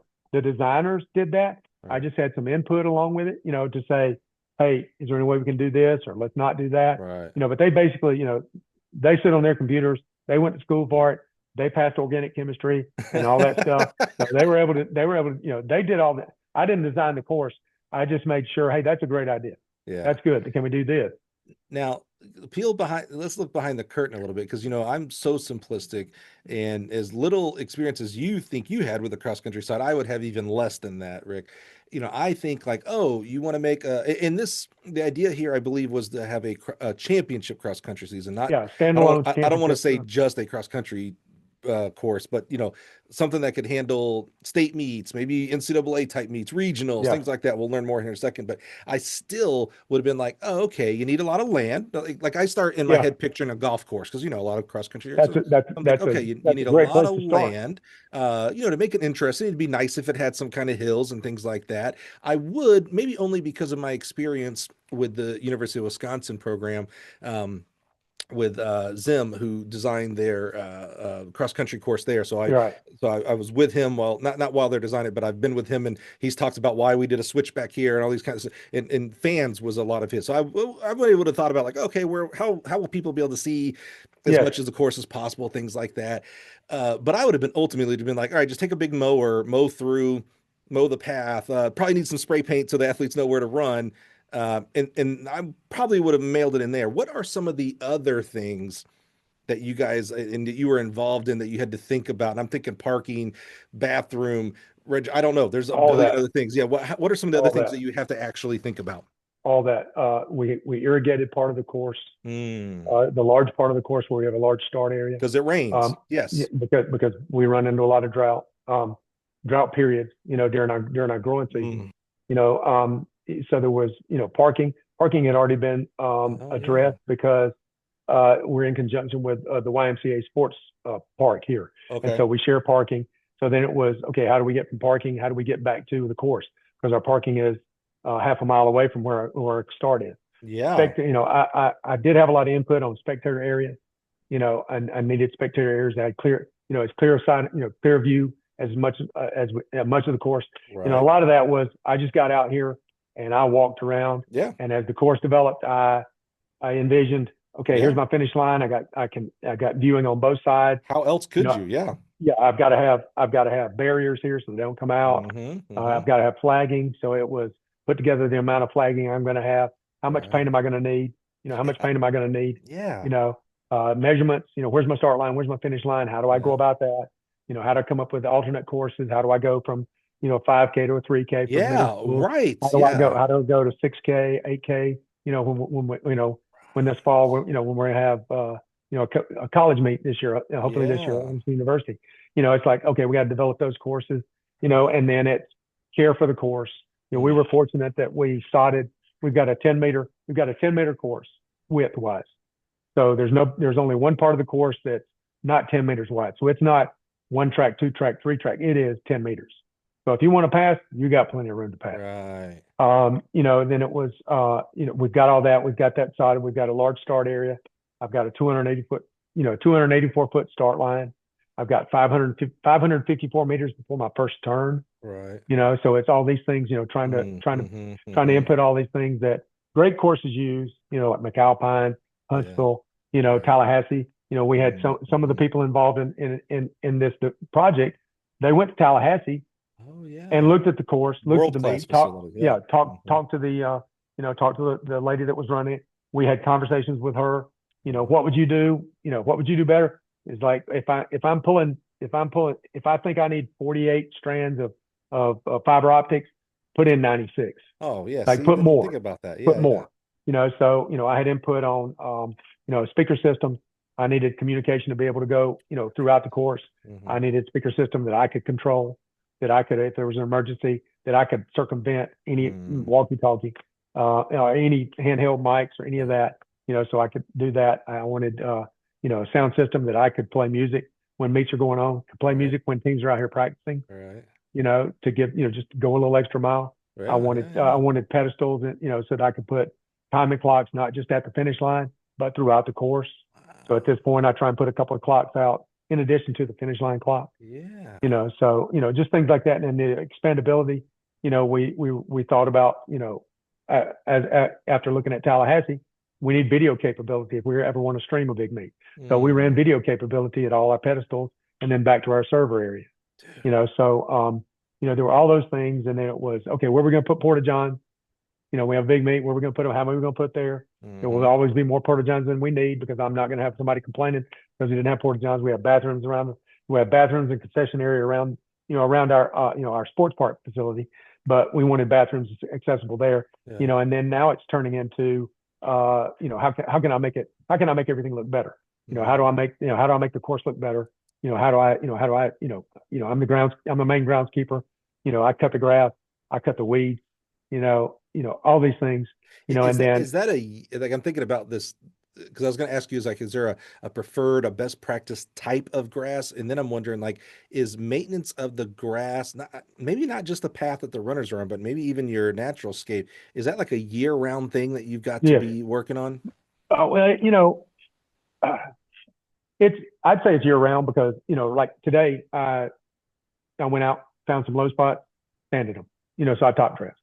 Right now everything's dormant, so nothing's growing, because we had pretty cold December. Right. December and January pretty cold, so everything's top. But I was cutting the Bermuda has gone completely dormant. But the fescue and the weeds that are on the in the other areas, in the rough area or the spectator areas, Mm-hmm. that would still grow. The cold stopped, so I haven't had to cut it, in probably 4 weeks. We were warm the past 2 days. I'm probably going to start cutting. I've got fire ants popping up because of the snow made the ground. So I've got, tomorrow is fire ant day. I'm gonna put, go out and sprinkle fire ants all over the whole 22 acres. So Welcome to uh, Georgia. Yeah. Uh-huh. yeah, or south. South Mhm. Carolina fire ants too. They've got Oh them yeah, too. yeah, South Korea, yeah, But and and then in the summer, I'm supporting the teams that are coming out training. yeah. Mm. So they got morning runs. So I'm here in the morning. I set up. Hey, where are you going to run today? I'll get your water there. I'll get I we was have thinking the set meets up. only. Yeah, you have No, practice and stuff. I set up. I support them during practice. Oh I make wow. sure that I'm there. While they're practicing, in case there's an emergency. I've got the AED with me. I've got a vehicle that if somebody were to go down and I needed to get them somewhere, I could get them Mm-hmm. back, get them into Mm-hmm. cooling. So you're thinking about all those things for safety for the athletes, support the athletes. Have it set up for what they want to do. And then when we get to meet, it's okay, putting out flags. You know, putting out flags in the curves. Mm-hmm. I double line the entire course. So I paint lines on both sides. So you're like you said, I'll paint a line. No, I line the entire course. I make it look like every Mm-hmm. bit of the course, even on the farthest stretch on the outside of outside line, nobody's going to run out there, but it's got a line on it. There's a line there. Wow. So it's not. That's I first make it look like class. I mean, that's I made it like look those are like, and this is important. when you do something, it's like, man, no one's ever even going to see this. No one's going to use it. But when you still do it, that to me is like that. Oh, like if I see that, I go, oh, that they certainly didn't miss out on the other 99% thing because they thought about this 1%. So that's first class type stuff. Well, I had to cut a hill that was I shouldn't have got a mower on, but I did it anyway. And it's a hill nobody ever sees. It's a hill nobody ever walks on, but Right. it was getting too high and it didn't fit, so I cut it. And some of the things I hadn't been able to get to, but you know, but So much. this winter, there's a hillside over here that I can't get a mower on. Well, I've got a hedge trimmer on a weed eater, and I've been hedging it, and cut it, and it's big because the weed eater won't work on it because it's too thick. It's big, Right. thick stuff. Right. So I've been, I'm about three-quarters of the way done on it. So, it'll be done. I probably won't be able to get to it, when I'm cutting everything else, but at least it'll slowly, it won't overpower. It won't go from where it is now even more overpowered. Right. So, I'm trying to, there's some things I want to do in the wooded areas to make that look better, and that's a goal for me between now and next year Yeah. is clean up those areas. So when it's hot, if people want to walk, and make it look more like a picturesque forest rather Right. than one where this tree's falling down, this tree's falling down, this one's growing this way. Oh, this root belt, root balls up this Yeah. way. Oh, there's thorns here, there's briars there. Try and clean it up to where it looks more picturesque, even though it's an area nobody goes in. Yeah. So, You mentioned fire ants. Do you have other concerns with other animals, deer, rabbits, anything like that, or those just don't even come around, to worry oh about no, them? they're all over the place. They're here. They're just, you know, They they're don't not ever. doing anything, but they're not doing anything I, bad. So I've seen a they're scared of me. video. So, I've seen a video of a deer attacking a cross country runner. well, we scare them off when we get out here. So Okay, that's we have we haven't had any episodes yet. have you seen that video that I'm talking I about? have not. I Dude, have not. it's the craziest thing in the world. It's a Wait a string minute. of I think I have. I think I have. a Oh, the string of deer. The deer ran through and deer hit. just in collapse. The deer wasn't attacking. The deer got scared and I was running know away. the story is It's better not if an I attack. say it's Not an attacking attack.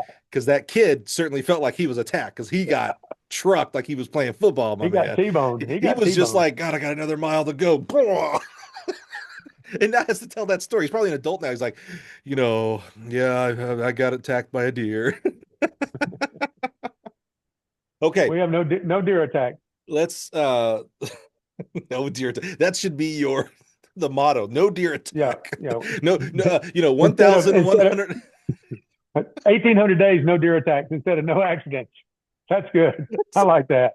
That's a good idea. And one day I'm gonna show up and be like, why does that say one? What happened yesterday? We finally had one. It finally happened. It happened. All right, Rick, we Start touched over. yeah, we touched on this, but I do want to bring it back a little bit here as we start to wrap up. So then here recently you were a session at the American Sports Builders Association. Yeah, Where were we? Were we Dallas, San Orlando, Antonio. San Antonio? I forget where I am half the You time, travel Rick. too much. Yeah, so I sometimes forget where I am. Like I'll be like, what city am I? Oh yeah, Philadelphia. Like I I just understand. yeah. Uh, American Sports Builder is great. One of the most fascinating things to me about the ASBA convention is the coaching should say coaching education, the professional development side of it, because there are Yes. no coaches there. You know, in essence, there's no coaches there, guys. It's literally No. contract. Think about your surfacers, Buying In and Mondo. All those guys are there. Vernon Jones, who you may not even know who that is, a big construction company for athletic facilities. Those guys and gals. That's who's there. Builders, Yeah. Builders, architects. architects, Yeah, installers. installers. Yeah, Yeah. exactly. Like we're there, Gil's there because of our in-ground equipment. So hammer cages, we do baseball, football goalposts, things like that. That's why we're there. So think those kind of people. So no coaches, in essence. And then I see on the marquee the schedule for the day that Rik Moore is going to be at this, and I'm like, what in the world is Rick? What is Coach Moore going to be? He's not an installer. What in the world is he doing there? Which I ask that a lot whenever I see Rick around. What is Rick doing here? What am I doing here? And the title was A Coach's Perspective. Now, here's why I love this. And Rick, I told you about this before your session. As I work in all aspects of track and field, so the construction, even to the all the above ground, the fun stuff, the pits, poles, and hurdles, and things like that. The thing that bugs me the most is typically when you're building a new facility, it is in two different phases. There's the construction part, so that's getting the surface, anything that goes in the ground, so vault boxes, takeoff boards, cages, generally sand pit forms, that kind of stuff. And then there's the the above ground part of it. And again, that's where the kind of the air quotes, the fun stuff is, the pits and hurdles and those standards, designing those, what colors and graphics and all that kind of fun stuff. 99, I might be exaggerating, and it should be 100 to be real honest with you. Most of the time, the in-ground portion, the track coach is never consulted. They never talk Well, to the track coach. And uh, here's this travesty to me is I have seen so many errors that the coach would have caught if they would have just been the very guy and gal that's going to be on that track every day. They say, "Hey, coach, just hang tight. When we get to the hurdles and pole vault pit, we'll come talk to you."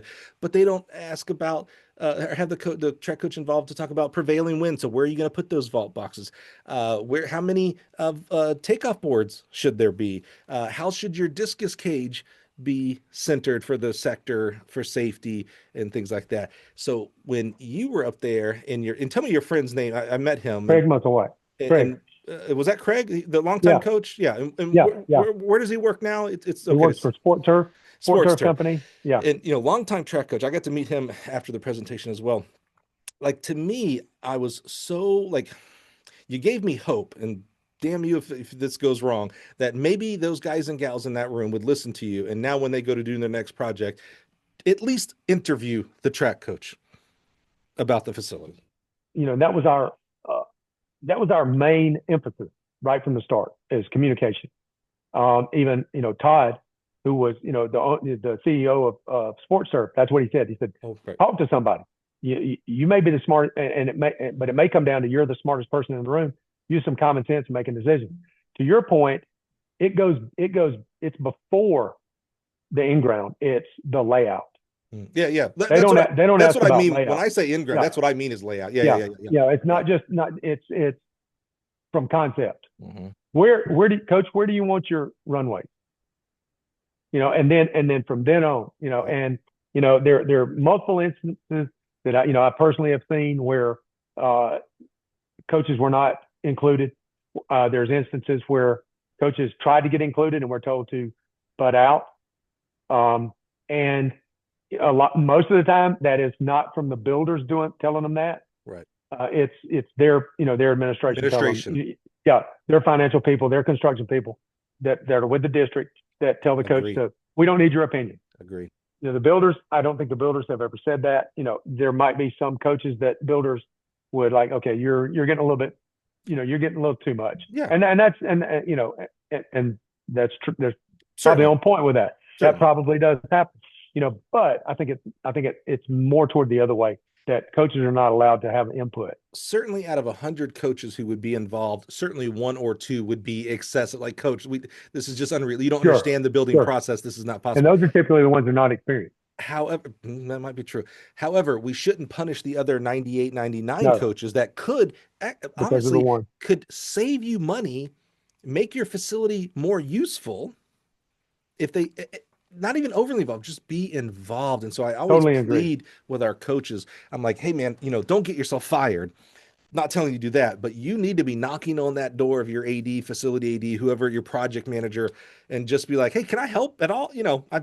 I've done this for X amount of years. B, I'm going to be on that track every single day. Could we just have a discussion about it?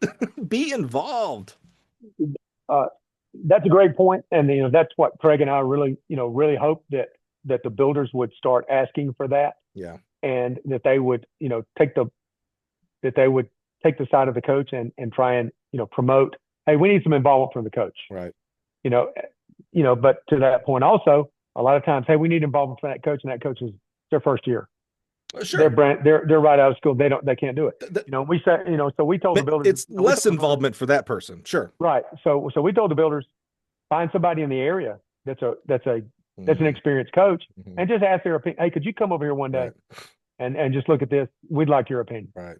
And then hopefully this will blossom, and we can during our presentation we would bring up, okay, this is how we would see this. This is a better way to see this. And we were hoping that that the builders and installers would at least stop and say, oh yeah, that makes sense to me. Yeah. That makes sense. When Craig asked the question, and this is a pretty telling statistic, when Craig asked the question, how many of you builders and installers have been to a track meet? Right. And there were not many hands that went up. I think like, one or wait two. A minute. Yeah. Wait a minute. So you're building something, multi-million-dollar facility, and you've never been to the event? Okay, so that's like asking somebody to build a baseball field and they've never watched a baseball game. Right. Who would do that? Never. Right. Never would happen. Never. Oh, I'm a baseball fan. I've followed it my whole life. So, the subconscious hint was, hey, go to a track meet and see what happens. Yeah. But so hopefully, in conversations, the few conversations we had later, and we ran over. We wanted to answer more questions, but we ran over. Craig and I talked too long, and but we did have some questions afterwards. And it was like, well, what would you do in this case? What would you do in this case? And it's out case by case, case by case scenarios. Then Craig afterward, he said, you and I just need we need to form a consulting business. Yeah. And we just put ourselves out there. And I said, Craig, that's a great idea. I need one more thing. That's exactly what I need. One more thing. I said, I retired. I said, you get it set up. You get it all set up. You get the corporation. You get it incorporated. You get the bylaws. You get it all set up. He's not wrong. He's not wrong. He's not wrong. He's not wrong. There are outside, when you're dealing with the Bine and Mondo, Fisher, they do a great job. Recordtan, they've done so many tracks. They have a really good handle on each individual, and because they understand, like, a track is not just a track. What happens over in Georgia is different than what's going to happen in Washington, certain aspects of Texas, etc.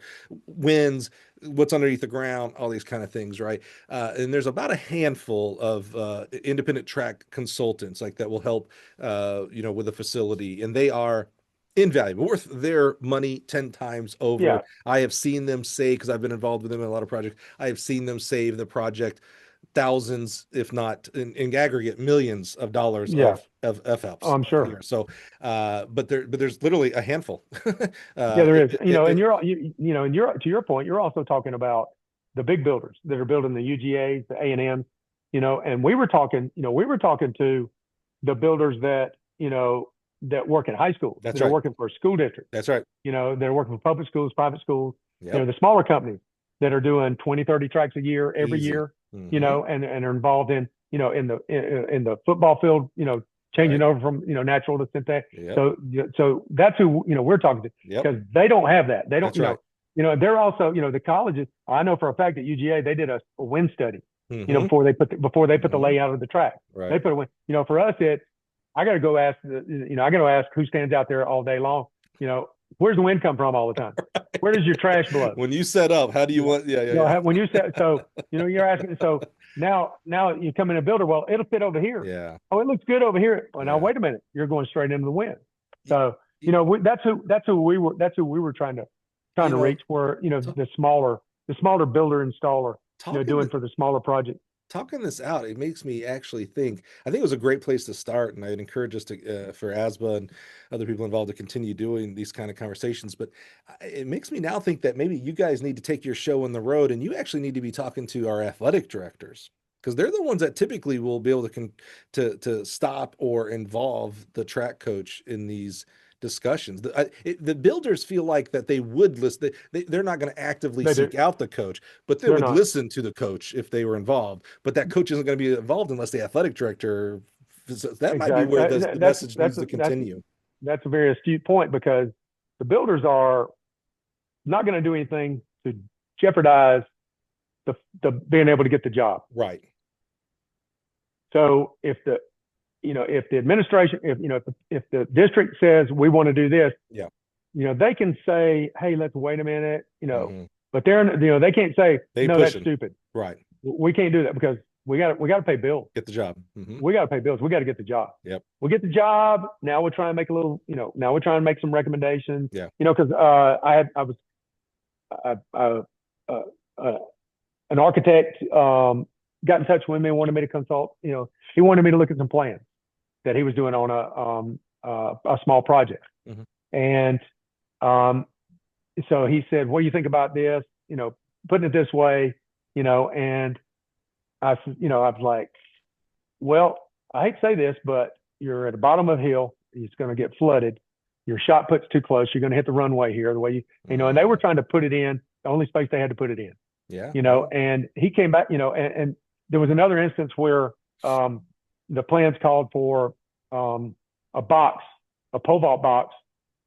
It was in the D zone. They got the pole vault box on one side, pole vault set up there. It called for a box on the other side, the high school stadium. I said, you shouldn't do that. Yeah. No, there's just a handful of high schools in the state of Georgia. They're going to be able to afford two pits, right? And they're not going to move with the wind. High school, we don't move with the wind. We don't. Yeah. Colleges, yeah, you adjust. You adjust. With us, if you're running into it, you're jumping into a headwind. That's just the way it is. So I said, that's an unnecessary item. That's an additional charge. You're charging an extra $1,000 that you shouldn't do. Right. You brought up how many takeoff boards you want. Mm-hmm. Okay, Craig and I go nuts about this. National Federation recommendation is an 8-foot board and a 12-foot board on the same runway. Mm-hmm. It's 2026. Why don't we just have one at 10? Because I hate to tell you this, our female athletes can make the pit from 10 feet. You should not have a female long jump board. And our pit size is now recommended, I think it's 27 feet. Right. Like 10 by 27. Right. Plenty of room. Nobody's going to jump out of it. That's right. Exactly. They're not going to jump out of it. I literally just had this conversation a month ago. I was like, bro, you do not, I go, if they set the world record, you'd still be okay. Yeah. So they still are using that same template. Yeah. And they still put 8, 12. They put the, I can't remember what the triple jump 24, 30, 32? 24, 30, 32, or or 36, something, and they're putting in 2 runways. Like, hey, here's an idea. Why don't you take some of the boards off this one and put it on that other one? Mm-hmm. Or not. And so you look out there and suddenly you've got 5 boards on 2 runways. Mm-hmm. And I'm doing the math in my head. Okay, I know how much that tray costs. Right. I know how much this costs. Yeah. So like you're charging. So somebody's making and I shouldn't complain because you and I are selling in-ground stuff, but that insulation costs more than the board though. The board, but I'm like, that's $5,000 in boards right there, with the whole thing. So, it's just little things like that, and we've run into a spate of instances where they put the pole vault box too deep. And so they've got this nice footprint that's perfect size. And we've been fighting and saying, look, go this certain size, use this footprint. You can, because I researched and looked at every model, everything I could find, every size. Mm-hmm. I said, if you put this down, you're going to be able to anchor your standards. You're going to, not have everything exposed. Right. Everything's going to be sitting where it needs to. Somebody forgot to tell the installers that you need from the back of the box, from the back of the footprint of the concrete or weather surface, that if you're in a standalone runway, you need about 16 feet, 9 inches. That's where the back of your box needs to be. Right. So suddenly the box is really deep. It's about 4 feet deep into the footprint. You've got 4 feet of pit sitting off either on an unstable or grass area. Like, why did you put all, you got all this up front. So so we've Wow. had that a couple of times, and it's like, y'all got to get this straight. Yeah. But All they're right, Rick. still following an old template of something. So Yeah. Well, we are a very traditional and conservative sport. It takes a long time to change anything in this sport. tell me about it. You would know. You would have been on the tail. Yeah, you've been around the end of this. I remember David telling me the distraught the track world is in when he decided we weren't going to do any more wood hurdle boards. Like, we'd find this polycarbonate. This is going to work. Blasphemy, And blasphemy. you've got to be kidding me. No one will ever want these, yada, yada, yada. And it's like, what are we still using wood for here, boys and girls? And now find a wood board. No one does a wood board. It's like, and it took way Oh, too long to move to something that's so simple. That seems the most simplest one. newsflash: we carry wood boards again. Not for the gate board. No. Oh, Yeah, yeah, yeah, yeah, takeoff yeah. board. No, no, Yeah, no. Oh, I yeah, yeah. know we Oh, do for the take for okay, the okay. long jump You takeoff said, oh, board. well, we were going from I'm takeoff boards sorry, to sorry. Yeah, board. I did move that. You I said went to the board. hurdles. I bring everything You back to the jumped on me. hurdles. You jumped The on me. the hurdle gate board. No, no one does. You're right. We did bring back wood, partly because it's like, man, people just there's a lot of They misconceptions about the composite. There is. And I don't think I've ever said this publicly. I've said this internally.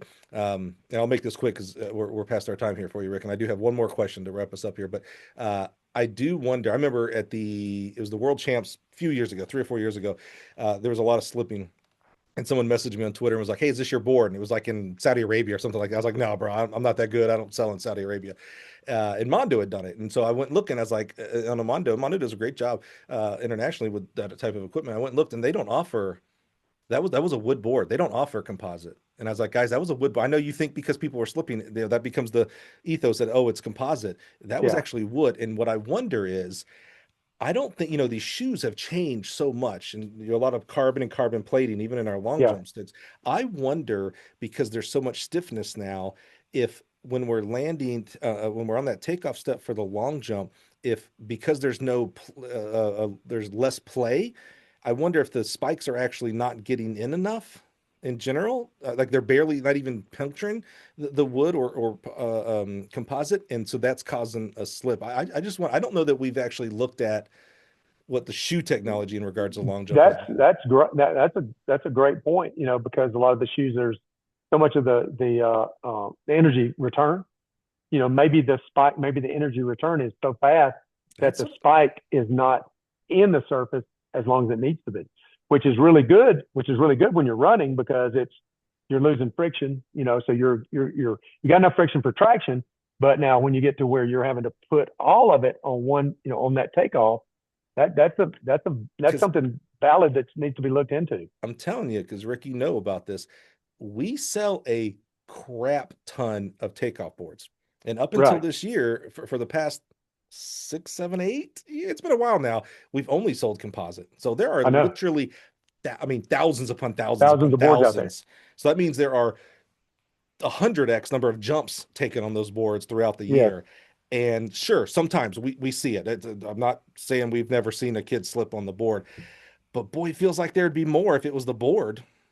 you're Feels right. like You're that would be 100% endemic, and we're correct. not. It's not an endemic. It's I don't know. It's interesting. I Yeah, it also is. don't know enough about shoe technology, so I could be just talking out of my wazoo and have no idea. There might be someone from Nike listening right now going, "No, bro, the long jump spot, whatever their little nerddom is. I Nike have no. doesn't listen. Nike doesn't listen. Man, just You let know me that. let me believe that, You okay? can believe they Let do, me but believe they that. Let me they believe. may they may attend it, but they don't listen. That's probably true. Okay, Rick, last Yes. question to wrap us up here. Your career has been phenomenal. The impact, the positive Thank you. impact that you have made on young people is immeasurable. Beyond what you've created in regards to state championship teams and state champion individuals, and they've gone on to jump at college or compete in colleges and things like that. 99% of your kids did not go on to college and did not go on to become pro, but 100% of Nope. them became moms, dads, coaches, business owners, etc. And that to me is your true Absolutely. impact on society. So I'm curious, my friend, as someone who had a really amazing growing up, chicken farm, that's crazy. Working your senior year till midnight to pay for college. I love all that. You also did football, wrestling, and we can say you coached basketball I, I and was out track there. and I was in charge. I was gonna say you were there. Yeah, you attempted, but you were Yeah. there. Why track and field? Why aren't we talking about Rik Moore, who's gone on to do all these things, football facilities and football courses and things like this? Why aren't we talking about Rik Moore, the wrestling coach that helped design mats and all these amazing things you've done in track and field? Why did track and field suck you in more than all these other sports? I really can't put a finger on why I chose it. I fell in love with it, deeply, deeply in love with it. And we have a saying, uh, track and field does more for me than I'll ever do for it.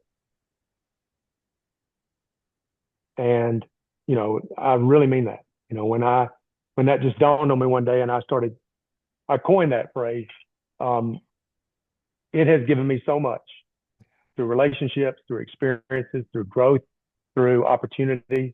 Um, you know, um, it's just blossomed, to be able to see um, athletes, work with and see athletes that are world caliber athletes, in and around them. And the true beauty of track and field is those athletes. It's very simply Ryan Krauser was a seventh grade thrower one time, struggling to adapt.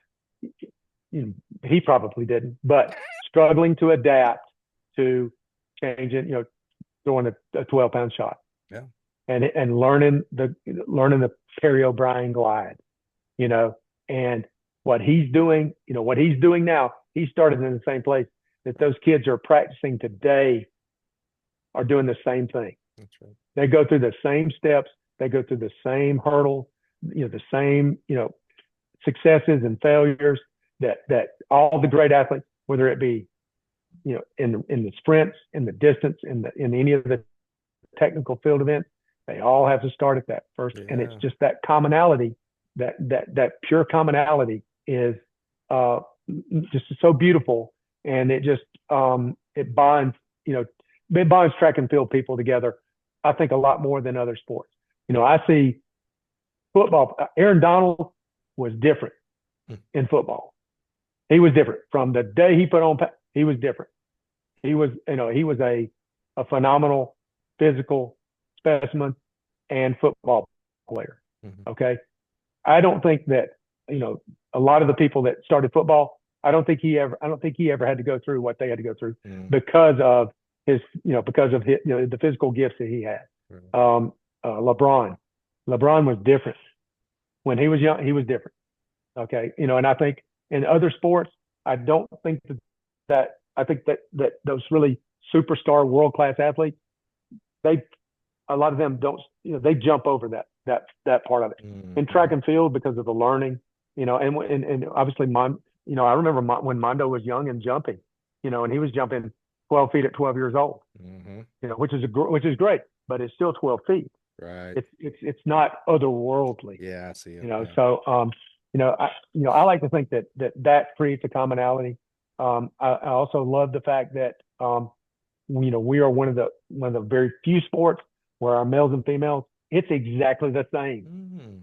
It's exactly the same. Yeah. A female athlete training in the 400 is feeling the same stuff that the male athlete's feeling. Yeah. Regardless of the time, regardless of the performance, they're over there throwing up just as much as the guy, and it's, and there, I think that also makes it more beautiful, is because of, we have that. And then the super diversity of our sport is unmatched, from gender, through size, through speed, through talent, through, ethnicity, everything. We've got everything.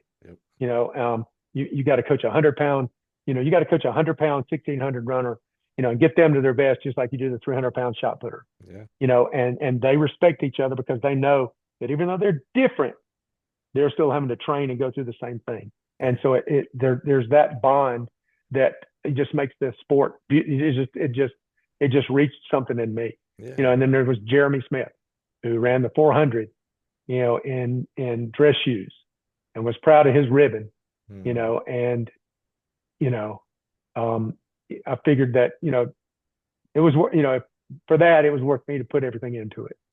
So, I like how you said, track and field has given you more than and I'll ever give it. you'll ever give it. It's a beautiful statement. What's interesting to me is you are part of that. And what I mean by that is there's somebody else right now saying, man, you know what? Track and field, it gives me more because track and field is not a thing. It's a title of a group of events. It's coaches that make up track and field. It's athletes that make up track and field. It's officials, facilities, all these things. So you're Yeah. part of that ecosystem, and you had an ecosystem for you, Jeremy Smith, the superintendent coming in and saying, "Hey, I need you to coach track and field." All of Right. that is wrapped up in a track and field. And so, man, I loved asking that question because I was so thankful to ask that question instead of Well, that thank you. I question appreciate that. that question easily could have been like, hey man, so you ended up becoming this football coach, that's great and all, but boy, track and field seemed like it was pretty special to you. And you're like, yeah, but I just went through football because of X, Y, and Z. I'm so glad that I get to say, hey, man, you did football and you did a great job at football. You did basketball. You did basketball. I did basketball. Yeah. You did wrestling. And yet, thankful for me, for our company, for the sport of track and field, for many, many, many young men and women. Thank God you chose and it chose you track and field, my friend. And for that, I'm eternally grateful. Well, could have easily been something else, with this person hadn't have done this and this person hadn't have done that, and I get out of football, it could have, but it just opened up to me and said, "This is where you need to be," and I stood up for it at that point. So, I love it. um, Thanks for not being stubborn and saying, no, but I really want to do football.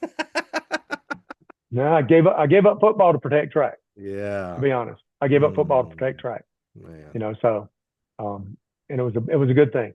Rick, I'm blessed to not only call you a business partner and what we do and things like that, but also blessed to call you a friend. And one of the most expensive and Likewise. most valuable things you can give me is time, man. I'm just so grateful that you'd give me this time. If you're watching, most of you are going to listen to this on the podcast. It's easily the most popular part here. However, we do show these on YouTube as well. And if you go over to YouTube and check it out, he's in the shed of the cross country course right now. The man just lives in the I'm at shed. work. I'm He at is work. at work. I've held him from cutting grass and That's killing right. fire ants. That's right. And I know you have a full day every day. So I'm grateful for you taking the time out to share your journey with us, man. I'm just Well, really, I truly grateful. appreciate it. And when you told me, when you asked me initially, and you said to me, "Hey, you set aside 2 hours. It'll go faster than you think." I said, "Well, dang, you're right. It did." I'm like, "Crap, it did." You know, I I didn't would believe you. I would think that after 300 something episodes, people would start believing me, but that's the one thing no one believes me in. And then at the end, they go, well, "Holy crap, that was two. Wait, actually, we went 2.5. Wait a minute." I'm like, "Yeah, man, it's It was a your good story." conversation. Your It was a story good conversation. deserves it. That's the real key. I always tell people, it's like your story doesn't deserve 20 minutes. So I couldn't get through junior year of high school in 20 minutes, brother. Your story deserves it. And so grateful for you to trust me and be so open and authentic with us and our Well, thank you. I listeners appreciate it. and sharing your journey today. So thank you, my Well, friend. thank you. I appreciate it. And thank you guys for being here. Man, again, I never would have thought we'd make it 7 years, but here we are in season 7, 350 plus episodes. And right now, my bosses, they're so amazing. There is no stopping as of right now. And so we'll continue to bring you amazing human beings that, thank goodness, thank God they chose to be track and field coaches because they give so much to our sport. Just like he said, the sport of track and field gives so much to him. Well, that's what you're doing for young people on a daily basis. You're part of that. And I'm grateful that you're here to share these journeys with us. So join us next week. We'll do it all over again. Have a great week, everybody.